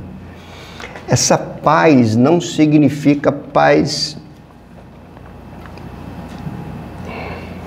a paz de Deus. Tem a ver paz com Deus. Justificados, pois, pela fé, tem a paz com Deus. Significa paz é fim da guerra. A paz ali é reconciliação. Uma vez que vocês foram absolvidos, agora vocês são reconciliados. Vocês têm paz com aquele que vocês eram inimigos. Qual a implicação disso? Como é que eu interpreto esse texto e vejo nele autoridade sobre a minha vida? Se eu estou entendendo que a justificação me reconciliou com Deus e eu não desenvolvo vida devocional com Ele, essa teologia é morta. Ela não tem sentido, ela não tem autoridade sobre a tua vida. É aí que entra a soberba, que às vezes nós queremos aprender só para ficar falando para os outros, para dar aula, para isso, para isso, para isso. Como é que eu creio que pela fé eu sou reconciliado com Deus e não entro para o meu quarto para falar com Ele em secreto, coisa que eu não podia antes e agora eu posso porque eu fui reconciliado? Então, se eu não tenho vida devocional, eu posso até entender corretamente o texto, mas o texto não exerceu autoridade sobre a minha vida. Exerce autoridade quando você começa a viver conforme... Sim. Porque a palavra teologia é o conhecimento de Deus. Por exemplo, como é que eu posso dizer que eu conheço a Deus e sou arrogante? Como é que eu posso dizer que conheço a Deus e falo mal dos outros por trás? Não conheço qualquer um, menos Deus. Deus não é assim. Deus não é assim. Eu estou tendo informações sobre Ele. Eu posso ter informação sobre o Lula. Eu posso ter as informações sobre o Lula, pode me levar a eu votar nele, mas isso não quer dizer que eu conheça ele. Se eu conhecesse ele, talvez eu não votasse. Então, informar é uma coisa e ter conhecimento é outra. Você pode ir para o texto tendo informação correta e ao mesmo tempo não conhecer Deus. Quer ver outro texto? 1 Pedro 1,16 vai dizer assim: como é santo aquele que vos chamou, tornai-vos também santo em todo o vosso procedimento, porque escrito está, sede santo porque eu sou santo. Aí o verso 17 vai dizer: portanto, se vocês reconhecem como Pai a teologia, aquele que julga retamente sem acepção de pessoas, isso aqui é expressão teológica. O que é a expressão teológica? Eu estou entendendo que Deus é Pai, eu estou entendendo que Deus julga, e eu estou entendendo que Deus julga com justiça. Isso é teologia. Informações sobre Ele. Aí depois ele diz: andais com temor no tempo da vossa peregrinação. Significa que se eu tenho informação que Ele é Pai, que Ele julga e que Ele é justo, e eu não temo, eu tive informação, mas não conhecimento. Informação correta, conhecimento zero. Porque o texto não exerceu autoridade sobre a minha vida. Quem não teme não exerce autoridade.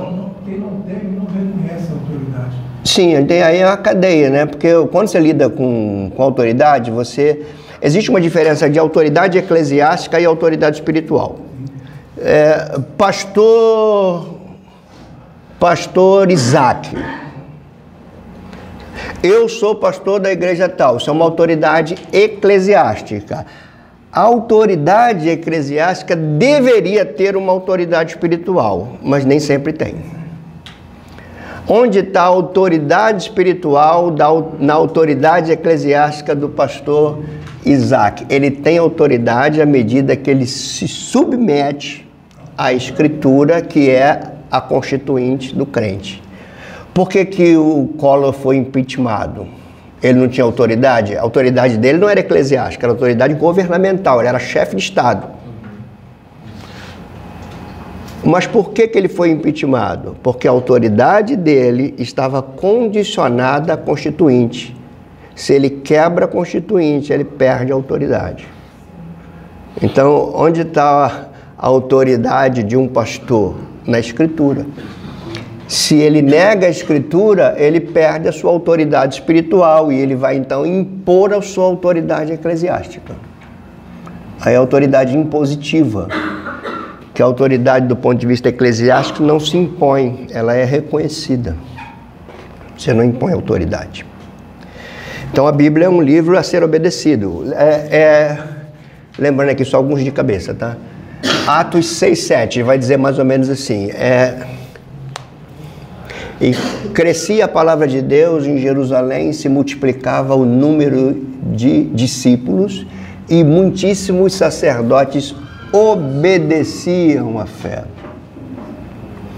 Paulo vai dizer aos romanos, para a graça e apostolado, para a obediência à verdade. Paulo vai dizer em Romanos 6,17, ele diz, vocês vieram a obedecer de coração uma nova forma de doutrina. Então, gente, olha, não existe cristianismo sem uma forma de doutrina com a qual eu dirijo a minha vida. Cristianismo, o cara que crente, o cara ou a cara que se afirma ser crente, mas dirige a sua própria vida, tem alguma coisa errada. Isso é o cristianismo híbrido, misturado. Meu coração é de Jesus, mas minha mente é dessa cultura pagã.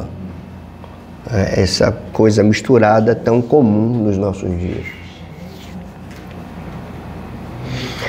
Outra coisa da Escritura é clareza.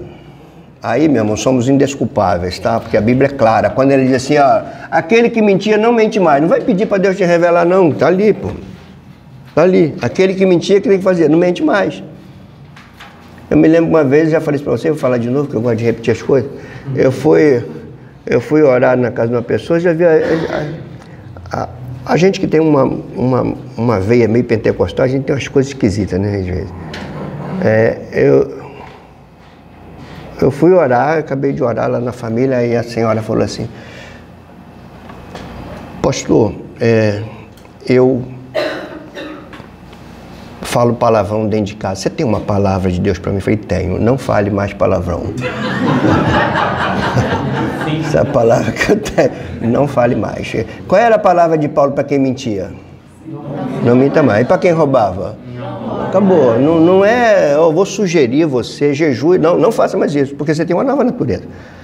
Isso aí é a relação da teologia. Ele te deu uma nova natureza, como é que não pode? Como é que se associa isso a Gálatas 6,14? O pecado não terá domínio sobre vós, porque vocês estão debaixo da graça. Ele tinha domínio quando vocês estavam debaixo da lei, porque a lei exigia, mas não te dava condição para vencer. Só que na graça ele te deu uma lei superior. Quando você interpreta isso, base em Romanos 8, que ele diz assim, não há condenação para os que estão em Cristo Jesus. E depois ele vai dizer assim, porque a lei do Espírito da vida te libertou da lei do pecado e da morte. Porque aquilo que era impossível à lei, porque estava enferma pelo pecado, isso fez Deus enviar no seu Filho, para que na carne do seu Filho ele condenasse o pecado que está em ti e que você agora, que em ti se cumprisse as justas exigências da lei de Deus. Isso é Romanos 8, de 1 a 4. Está pronto, a melhor resposta para essa pergunta é que mais ou menos isso. Aliás, a vida do crente tem que ser uma vida de conversão, tá, gente? Vocês estão ouvindo coisas aqui, você tem que se converter. Muita coisa na nossa vida tem que se converter. A vida de crente, você é convertido para ser salvo uma vez só. Agora, como salvo, você se converte várias vezes. Você olha para dentro da tua casa, caramba, vamos supor que a Sara seja casada. A Sara olha para caramba, eu não estou vendo como uma esposa cristã, então tem que me converter. A minha maneira de ser esposa está caminhando mais na linha dessa cultura mundana do que naquilo que a Escritura me ensina. Então, o que é se converter? Voltar para. Então, eu preciso voltar para a Escritura. Voltar para a Escritura é voltar para Cristo. Por que voltar para a Escritura é voltar para Cristo? Porque Cristo é o Verbo encarnado. É a palavra de Deus viva, encarnada. Vamos lá. Tá ficando legal, gente? 2 extremos que devem ser evitados quando se fala de clareza. Primeiro é entender que a Bíblia é um mistério. E tem muita gente nisso, né, gente? Tem um mistério. Estava gravando lá uns videozinhos com com o Alex, eu me lembro que uma das coisas... você está lendo a Bíblia? Estou. Você tem dúvida? Não. Então você não está lendo a Bíblia. Se você ler a Bíblia, você vai ter dúvida. Então, o que você tem que evitar? Dizendo que a Bíblia é um mistério, um enigma que só pode ser interpretado por especialistas. Então, eu não consigo interpretar. Você precisa de um especialista para falar assim,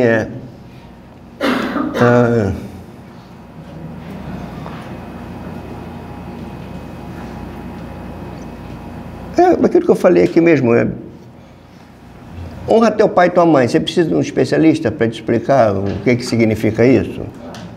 Agora, quando ele diz assim, crê no Senhor Jesus, será salvo em tua casa. Será que você precisa de alguma coisa mais para interpretar isso?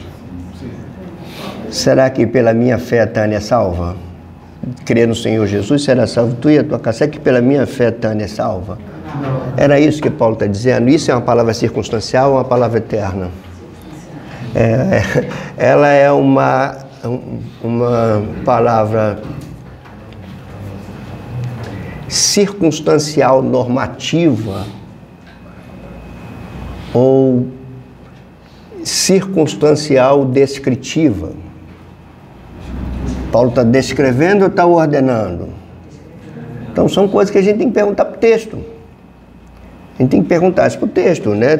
Você vai lá, vamos supor que deixar o Malaquias aqui em paz agora.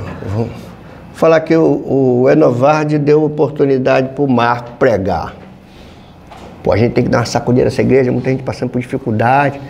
Aí o Marco vai pregar e vem um insight na cabeça dele lá. Daniel na cova dos leões. Pronto, ele não foi para o texto, o cara já está com um negócio na cabeça dele, agora vai procurar o texto.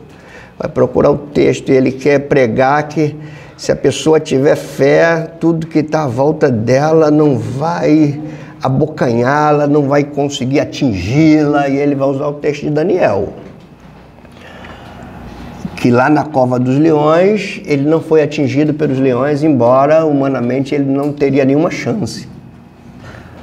Então ele usou o texto. Aí eu pergunto, o Marcos usou um texto descritivo ou um texto normativo?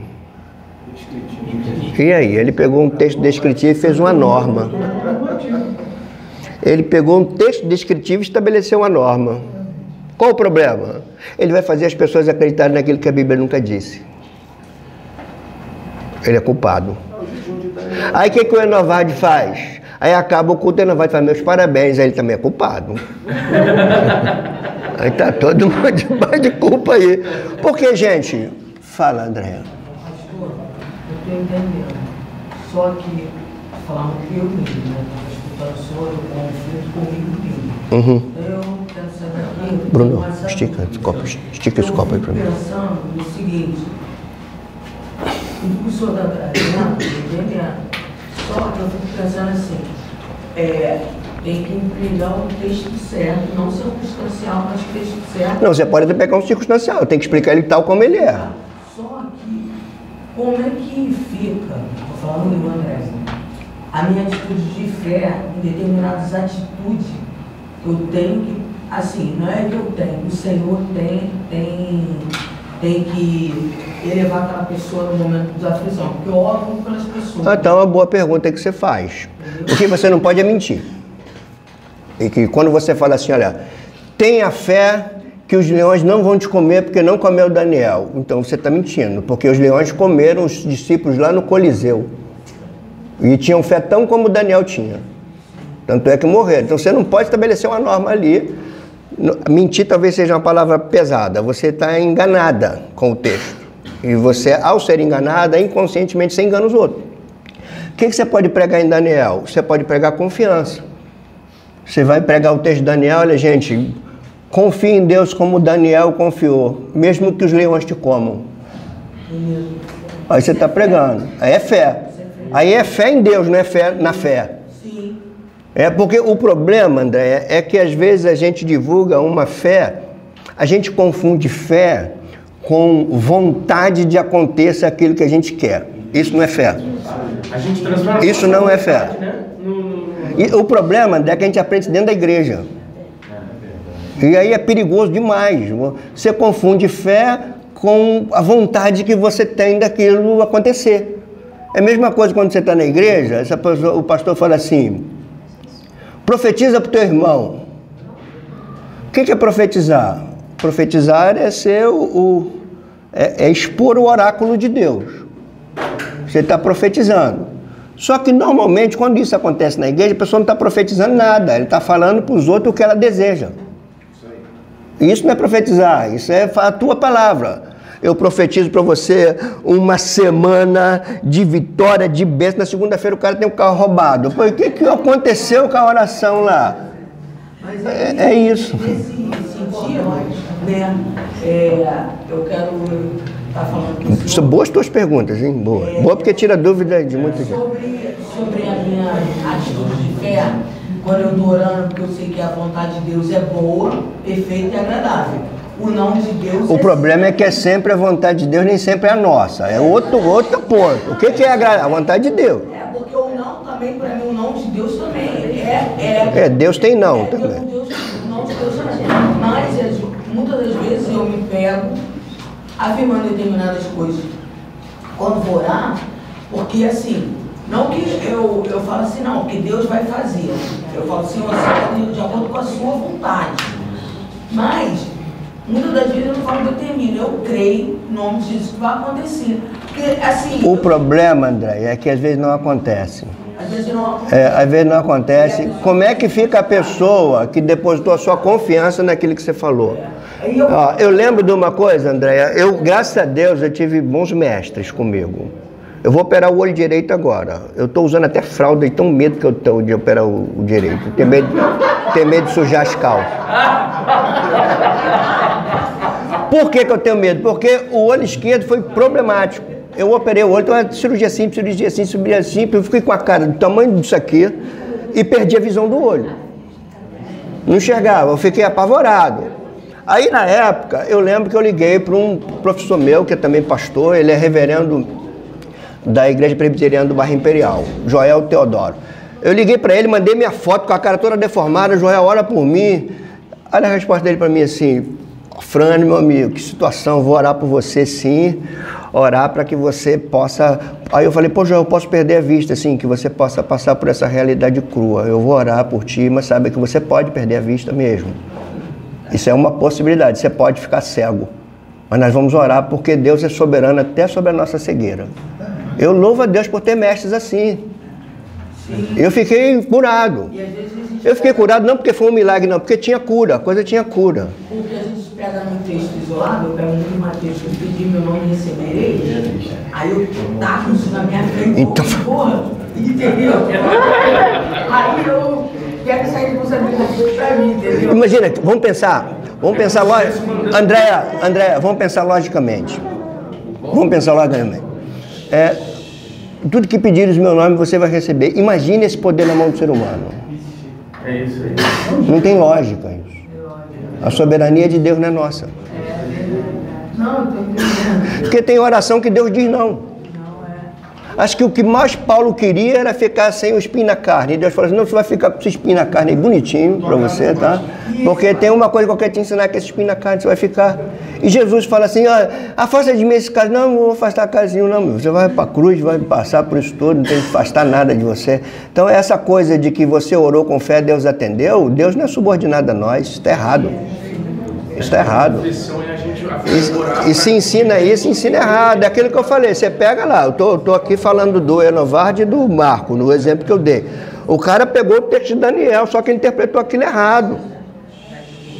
Ele pegou um texto descritivo e estabeleceu como um texto normativo. Ele está dizendo, se você confiar em Deus como Daniel confiou, aquilo que está à sua volta vai se render a você, não vai te tocar. Só que isso, por exemplo, Paulo diz assim, sejam firmes, sejam abundantes, porque no Senhor o vosso trabalho não é vão. O que ele queria dizer com isso? Que a gente vai sempre se dar bem? Não, ele morreu sem cabeça por Nero. Ele foi decapitado no governo de Nero. Então, não é isso que a gente pensa. Tudo coopera para o bem. O que é o bem? Olha, gente, eu estou para fazer um concurso, eu quero fazer um concurso, olha, tudo coopera para o bem. Eu estou com dificuldade, não, tudo coopera para o teu bem. Você vai passar, porque tudo coopera. Gente, quando você estiver no céu com Paulo fala assim, vou te dar um castigo, porque eu não falei nada daquilo que você ensinou para os outros. Eu não falei nada daquilo. Você ensinou para os outros porque eu não falei nada. Não que tudo coopera. Tudo coopera para o bem. Qual é o bem? Para que sejam conformes à imagem do seu filho, para que ele seja primogênito dentre muitos irmãos. O bem é ser a imagem de Cristo, desenvolver a imagem de Cristo. Não tem nada a ver com aquilo que eu quero. Isso. E eu gostei de você, seu irmão. Perguntas ótimas perguntas. Bom, esse é um ponto, ó, achar que a Bíblia é um mistério. O segundo extremo é achar que a Bíblia é tão clara que não possua texto difícil de compreender. Ou seja, é tão claro, para que eu vou para a escola bíblica, para que eu vou... É claro, só ler, e acabou, não, né? Não é assim, não. Só uma observação, porque como fala, quando ele fala... É o quê? Ele não precisa de sim. Botar ele no banco, né? Aqui, ó. Por essa razão, pois, amados, esperando essas coisas, empenhai-vos e ser desachados por ele em paz, sem mácula, irrepreensíveis, tendo por salvação a longanimidade do nosso Senhor, como igualmente o nosso amado irmão Paulo. Pedro chama Paulo de quê? Irmão. Amado irmão. Esse foi o que repreendeu Pedro na frente de todo mundo. É mesmo. Quer ver? Quando a missão que Deus nos dá está acima das nossas cismas, das nossas queixinhas humanas, né? A gente tem que ser guiado por uma causa maior. Então aqui a briga de Paulo e Pedro não foi coisinha pequena não, tá, gente? Foi grande mesmo. A coisa foi severa. No entanto, ele chama aquele de amado irmão, ainda coloca Paulo em grau de superioridade a ele mesmo.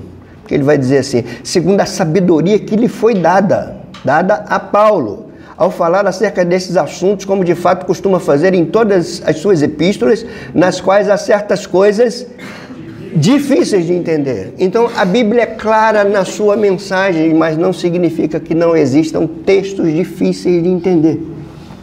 Então, a hermenêutica lida isso, é dos dois extremos, né? Você achar que só os especialistas podem chegar ao sentido do texto, ou vocês achar que não precisa nenhum esforço para chegar ao sentido do texto, porque ela é clara. Não, não é tão clara assim.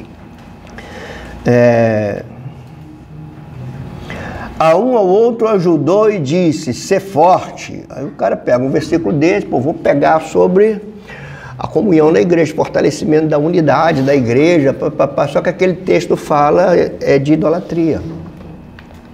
É quando a um ao outro ajudar e ser forte, esses juntos se unem para construir um ídolo. Então, cuidado com o texto. E o clássico, né? Posso todas as coisas, né? Hã? E o clássico, né? Posso todas as coisas daquele que... Pois é, posso todas as coisas. Quando você... Aqui a questão é... Ou você vai para a Bíblia numa perspectiva teológica, ou você vai para a Bíblia numa perspectiva antropológica. Quando você vai para a Bíblia numa perspectiva antropológica, você vai trazer a Bíblia para você. Quando você vai numa perspectiva teológica, você vai entender à luz da perspectiva do seu autor, que é Deus. Aí você vai querer a Bíblia para aquilo que você deseja para você. Necessidade. Por que a Bíblia é necessária? Ela é necessária para a informação precisa e autoritativa sobre as coisas de Deus. Significa que, se eu não interpretar bem a Bíblia, eu não vou saber quais são as coisas de Deus para a minha vida. Segundo, a Bíblia é necessária para a orientação do povo de Deus. Que conclusão nós chegamos? Se não houver boa interpretação, não haverá orientação para o povo de Deus. Terceiro, a Bíblia é necessária para a compreensão das leis de Deus. Como é que eu vou compreender as leis de Deus se eu não entendo elas? Como é que eu vou compreender textos obscuros de Levítico, por exemplo, de Êxodo, de Deuteronômio, se eu não tiver uma boa hermenêutica? Números nem tanto, que é mais narrativa, né? Mas Levítico são leis cerimoniais. A Bíblia é necessária para o estabelecimento da verdade. Significa que, se eu não tenho a Bíblia, eu não tenho o fundamento da verdade. Agora eu pergunto, se eu não tenho a Bíblia, Onde há o fundamento da verdade, significa que cada um vai ter a sua verdade. Por isso que a gente está na cultura do eu acho. Não, eu acho que é isso, eu acho que é aquilo. Se eu perguntar na igreja assim, casamento para você é o quê? Ah, eu acho que é isso, eu acho que é aquilo, eu acho que é aquilo. Muito vai vir na teologia de Ana Maria Braga, outros vão na teologia de Jô Soares, outros vão na... É isso, você escuta a Ana Maria, você liga lá, você já vê ela dando um monte de conselho lá, já de manhã, para todo mundo. E muita gente seguia por aquilo. Aí você vai para a igreja e escuta outras besteiras. Você olha para o espelho e fala assim, esse dia vai ser o melhor da minha vida. Isso não é fé em Deus, é fé em você. Você tá olhando para o espelho e falando, fala para você.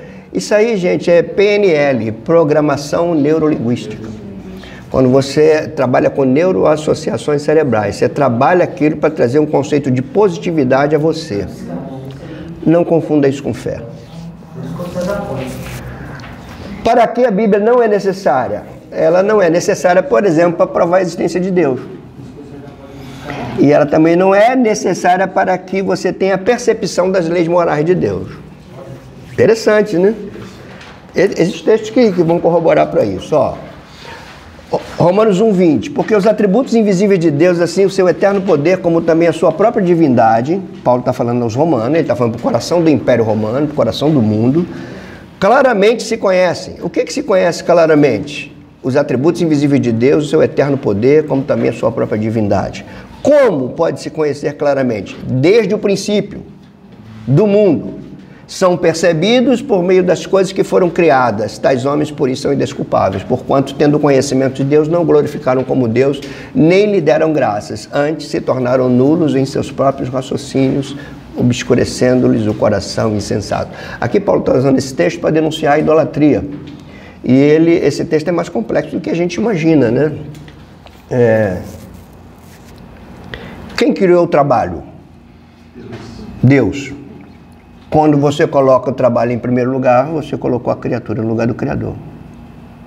Você está caindo aqui em Romanos 1. Interessante isso, né? Quem criou a família?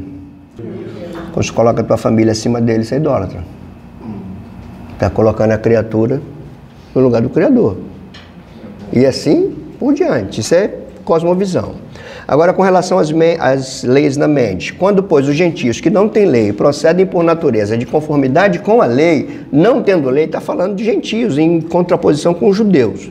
Eles servem de leis, eles de lei para si mesmos. Estes mostram a norma da lei gravada no seu coração, testemunhando-lhes também a consciência e os seus pensamentos, mutuamente acusando-se ou defendendo-se no dia em que Deus, por meio de Jesus Cristo, julgar os segredos dos homens de conformidade com o meu evangelho. Aqui Paulo fala, meu evangelho. Vamos lá, gente. Como é que uma pessoa dribla essa voz da consciência? Porque Paulo está falando assim, os homens são indesculpáveis porque Deus se revela naquilo que ele criou. E os homens também são indesculpáveis porque suas leis estão estampadas no interior de cada ser humano. Você vai ler, por exemplo, Salmo 10, Salmo 14, Salmo 53, eles têm um refrão em comum. Diz o insensato no seu coração, não a Deus. O que ele faz no seu interior? Ele nega Deus para estar livre com a sua consciência. Para fazer, inclusive, o que Deus condena. Então, irmãos, isso é comum acontecer comigo e com você também que está me ouvindo, tá? Tem coisas que você sabe que a Bíblia condena aqui, mas você está fazendo aquilo. O que você faz? Você dribla a tua consciência para aquilo que você está fazendo não parecer punitivo a você. Você dribla a consciência. É quando, com a natureza pecaminosa nossa, nós conseguimos racionalizar o pecado e trazer um parecer nosso de maneira que eu possa fazer aquilo que a minha consciência diz que é errado, mas eu faço sem um peso nela. Como é que você faz isso? Você dribla. Você fala, né? A argumentação. A argumentação interior. Você joga para a tua mente, você argumenta sobre o pecado. É a pessoa que é casado, ama outra pessoa e vai... se deita com essa outra pessoa e sabe que é errado, mas ele vai para a Bíblia e fala assim, o amor cobre multidão de pecados. O que ele fez? Interpretou errado. Que a Bíblia não fala que o amor encobre. Fala que o amor está acima, ele cobre, não encobre. Suficiência, a Bíblia é suficiente para nos levar à obediência. Não preciso de outra coisa para obedecer a Deus. A Bíblia é suficiente para definir nossas questões doutrinárias. Eu não preciso me valer a Freud, me valer a Karl Marx. A Bíblia é suficiente para estabelecer as minhas questões doutrinárias. Nesse sentido, a fé cristã julga a teologia, ou melhor, julga a filosofia, e não a filosofia influencia a fé cristã. Esse é um debate antigo da igreja. Tertuliano dizia assim: o que tem Jerusalém a ver com Atenas? O que tem a igreja a ver com a academia? Ele dizia: como é que pode juntar fé com filosofia? Os outros teólogos já entenderam, não, a filosofia pode estar a serviço da teologia, que é o que se faz até hoje. Como é que o cristianismo hoje progressista, marxista de hoje, como é que eles se fundamentam? Eles se fundamentam analisando a Bíblia por um viés, por exemplo, de Karl Marx. O viés socialista julgando a Escritura. Aí você vai interpretar de acordo com o teu interesse. A doutrina da suficiência nos incentiva a buscar aquilo que Deus deseja. A doutrina da suficiência estabelece a Bíblia como a única fonte totalmente fidedigna. Muitas fontes dignas, mas totalmente inerrantes somente a Escritura. Aí que entra os reformados, e eu bato às vezes nisso, é que às vezes eu vejo alguns teólogos reformados que eles colocam suas confissões de fé em pé de igualdade com a Escritura, às vezes colocam acima da Escritura. Eu acho isso um erro gravíssimo, gravíssimo, que acontece também com as denominações, né? As denominações colocam às vezes suas tradições acima da Escritura, como faziam os fariseus da época de Jesus. Quando Jesus fala assim: por que vocês anulam a lei de Deus por causa da vossa tradição? Que era a tradição dos anciãos. A tradição dos anciãos era uma tradição oral. E teve uma época, a gente vai ver isso daqui a pouco, que eles colocaram a revelação textual da Torá em pé de igualdade com a revelação oral. Então a revelação oral para os judeus do primeiro século, por exemplo, grande parte dele, tinha a mesma autoridade que a Torá, que a Igreja Católica fez, de outra maneira, hein?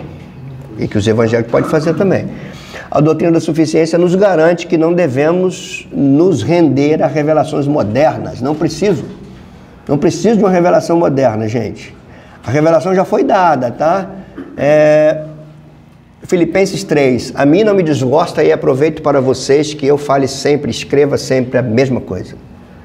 Então o cristianismo não é a busca de uma novidade, é aprofundamento naquilo que é único e eterno.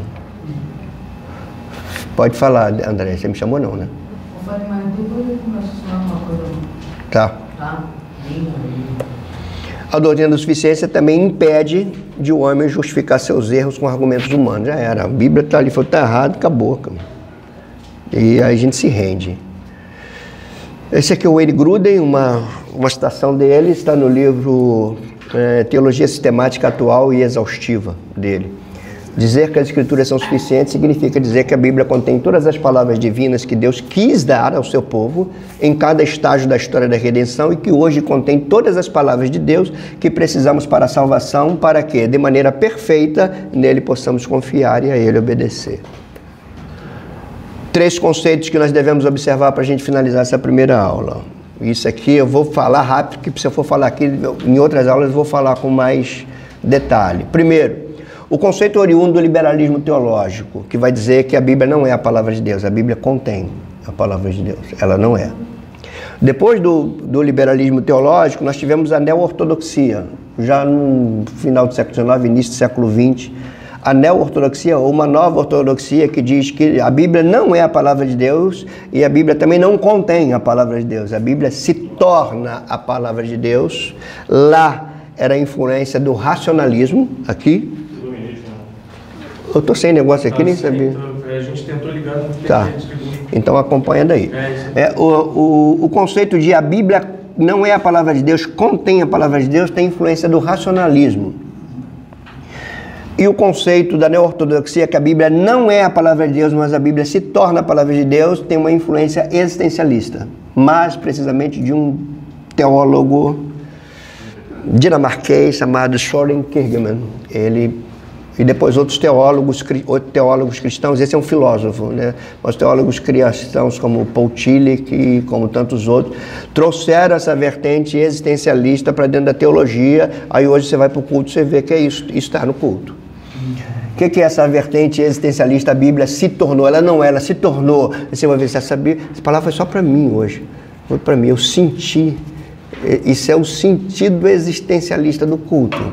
Eu senti no meu coração, foi só para mim isso.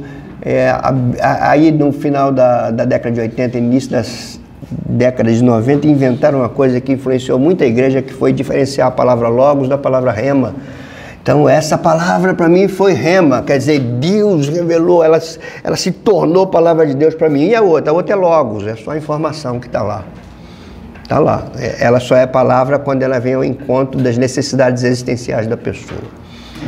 Mas o que diz a Reforma? A Bíblia é a palavra de Deus totalmente inspirada. Amém. Gente, vão lá para o banheiro. Estou aqui passando mal já, cara.